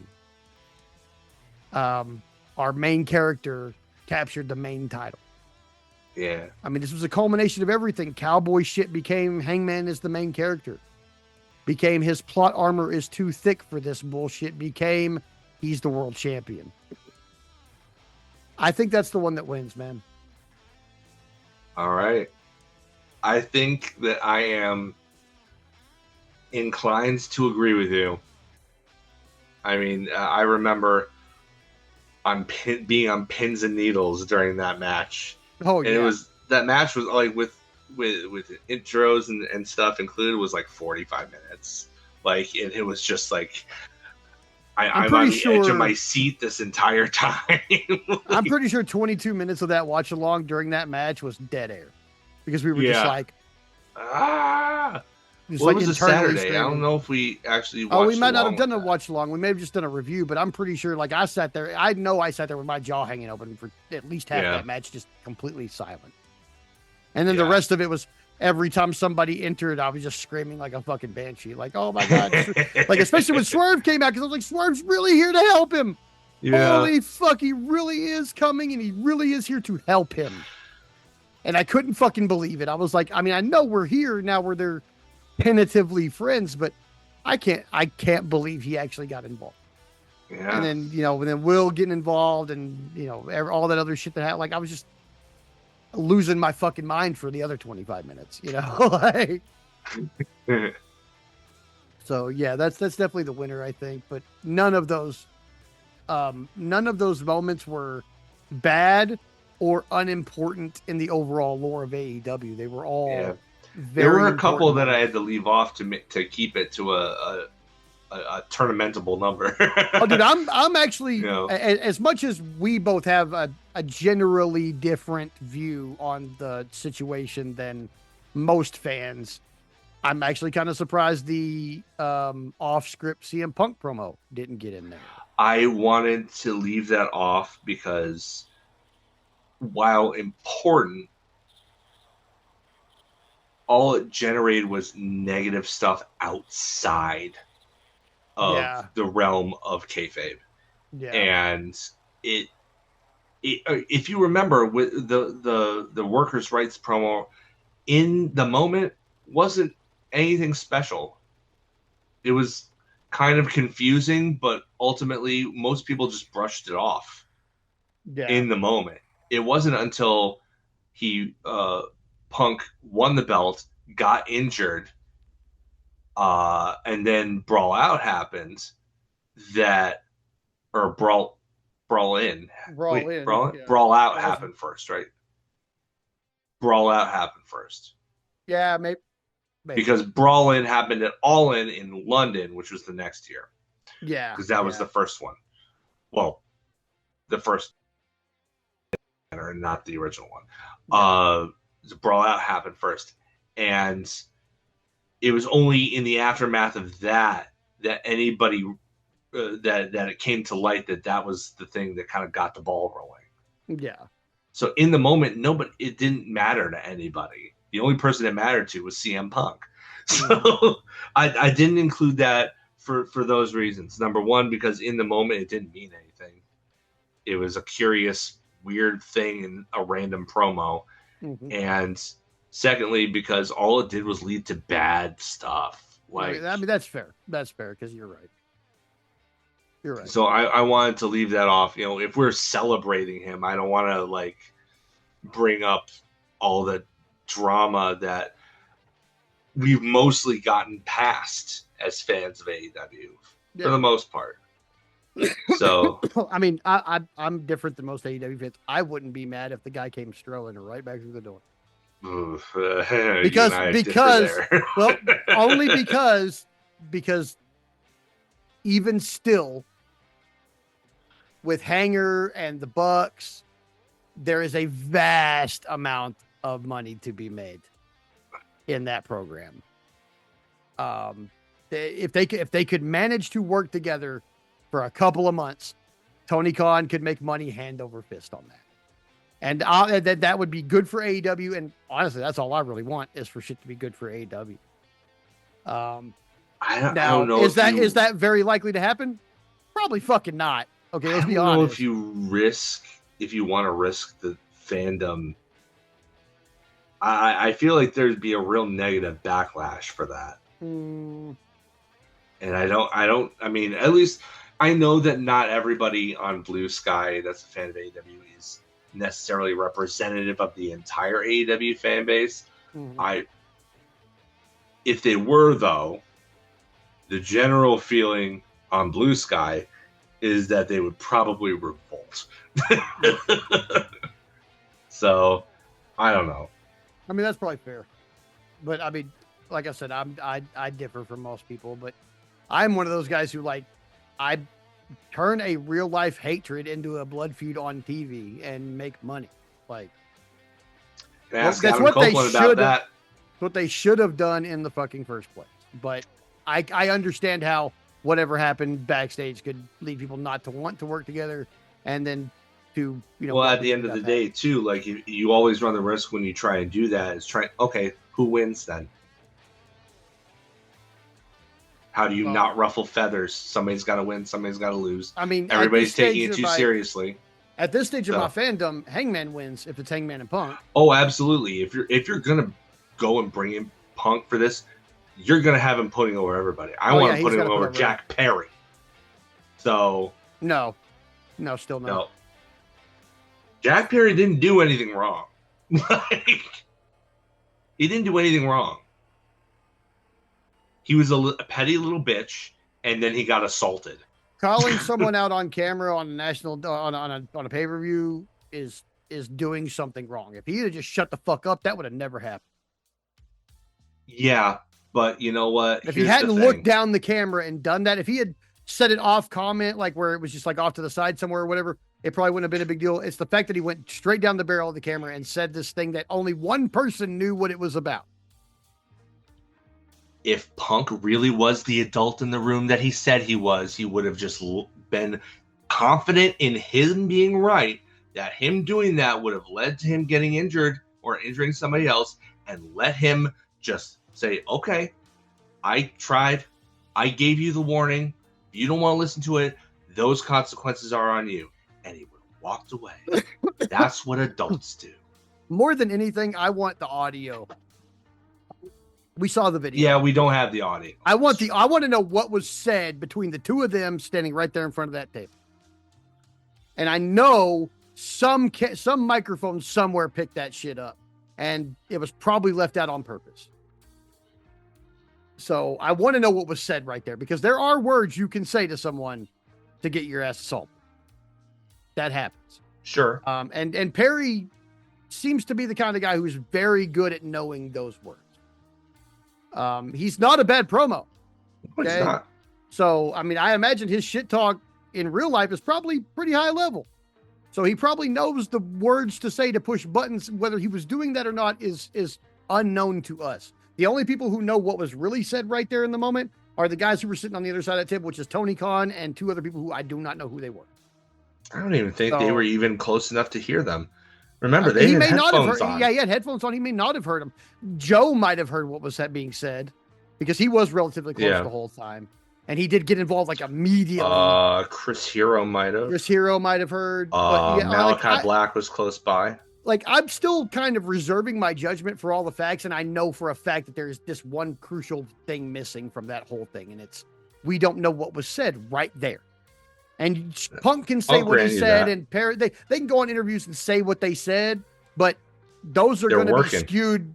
Those are going to be skewed by those people, and they're working. They're on an interview. They're lying.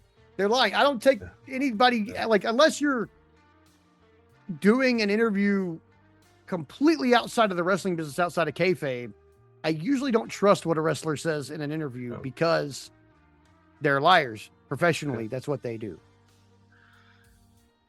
So yeah, look at Punk. He went from calling Miz somebody who was sucking a blood-soaked dick for blood money in Saudi Arabia to sucking that blood-soaked dick. So that did happen, and I'm still upset about that. But yeah. Anyway, fuck that guy for a minute. We were here to celebrate Hangman. I don't know how we got here, but Hangman is he's great. Okay, he's the man. He's still the main character, and we're going to see over the next couple of years why he's still the main character. Yeah. Because he's going to win every other title in this company. Yep. We're going to finally see Jon Moxley unseated from the Continental title. It's probably going to be Hangman. We're going to see forever rivals. Yeah, we're going to see somebody else get unseated for the TNT title. It might be Kevin Knight. We might get to see him versus Mark Davis for the national title, or him versus Kyle for the international title. I am not upset or bothered by any of those matches. I want to see them all. I want to see Hangman go out and work these great matches that he works with all these other people who he hasn't worked with yet. He still has a plethora of people in this company who he's never stepped foot in the ring with. Yeah, that's what happens when you have the kind of depth of that roster. Holy cow. Yeah, that kind of depth, and the fact that he's been basically fenced into the world title scene for the last 5 years. Yeah. That's all he's been doing. I mean, he wins the occasional tag belt or trios belt, but like all he's really been, like, those wins and those title runs were in service to him being a world champion or becoming a world champion. Yeah. So he's been fenced off from a lot of people that now he is no longer fenced off from, Yeah. So, I mean, he could run the gamut. Like, we could just have him face a member of the Don Callis family on every show for the next, like, would it be like 10 weeks? Oh my God. And I wouldn't be mad at that at all. If he joins up with Darby and Andrade and is like, I'm going to fuck up the Don Callis family. Maybe that's what I want to do right now. Maybe that's the other thing I need to find. Maybe that's what I'm going to find to do right now is fuck up Don Callis and his family. Yeah. I wouldn't be mad at that at all. Especially since they have 3 of those singles titles that I want him to win. Yeah. The only other one belongs to the Death Riders. And he's going to have to go through all of them to get those too, to get to that one too. Yeah, so it's true. Hangman is going to spend the next 2 years plowing through stables. And I'm going to be happy to watch it, dude. I'm going to be happy to watch it. All right. Well, that's it from us this week. Yeah, that's the show for the week. Thanks to Team Disaster Plan. Thanks to Prognostic Pedals for sponsoring us. Thanks to Garrett Deming for our awesome theme and closing song. Thank you to Weirwood for our awesome background music. Look out for Team Disaster Plan's new project, Super Friends, which is pretty much everybody in the production company coming together. We're making some music together. I just tracked drums for that this weekend, so some of that will be out pretty soon. All right. And as always, thanks for joining us. We will see you guys next week. Keep your head on a swivel out there because it is still dangerous. Buckeyes. And rest in peace, Lindsey Graham. Fuck Lindsey Graham, too. Mitch, you're next, Mitch, you fucking bitch. Well, hopefully you're next, but if Donald Trump dies before you, I won't be mad at that either. Anyway, we love you guys. Like I said, 1 down, 2 to go. 2 to go. All right, we love you guys. We'll see you next week. Peace out. Peace.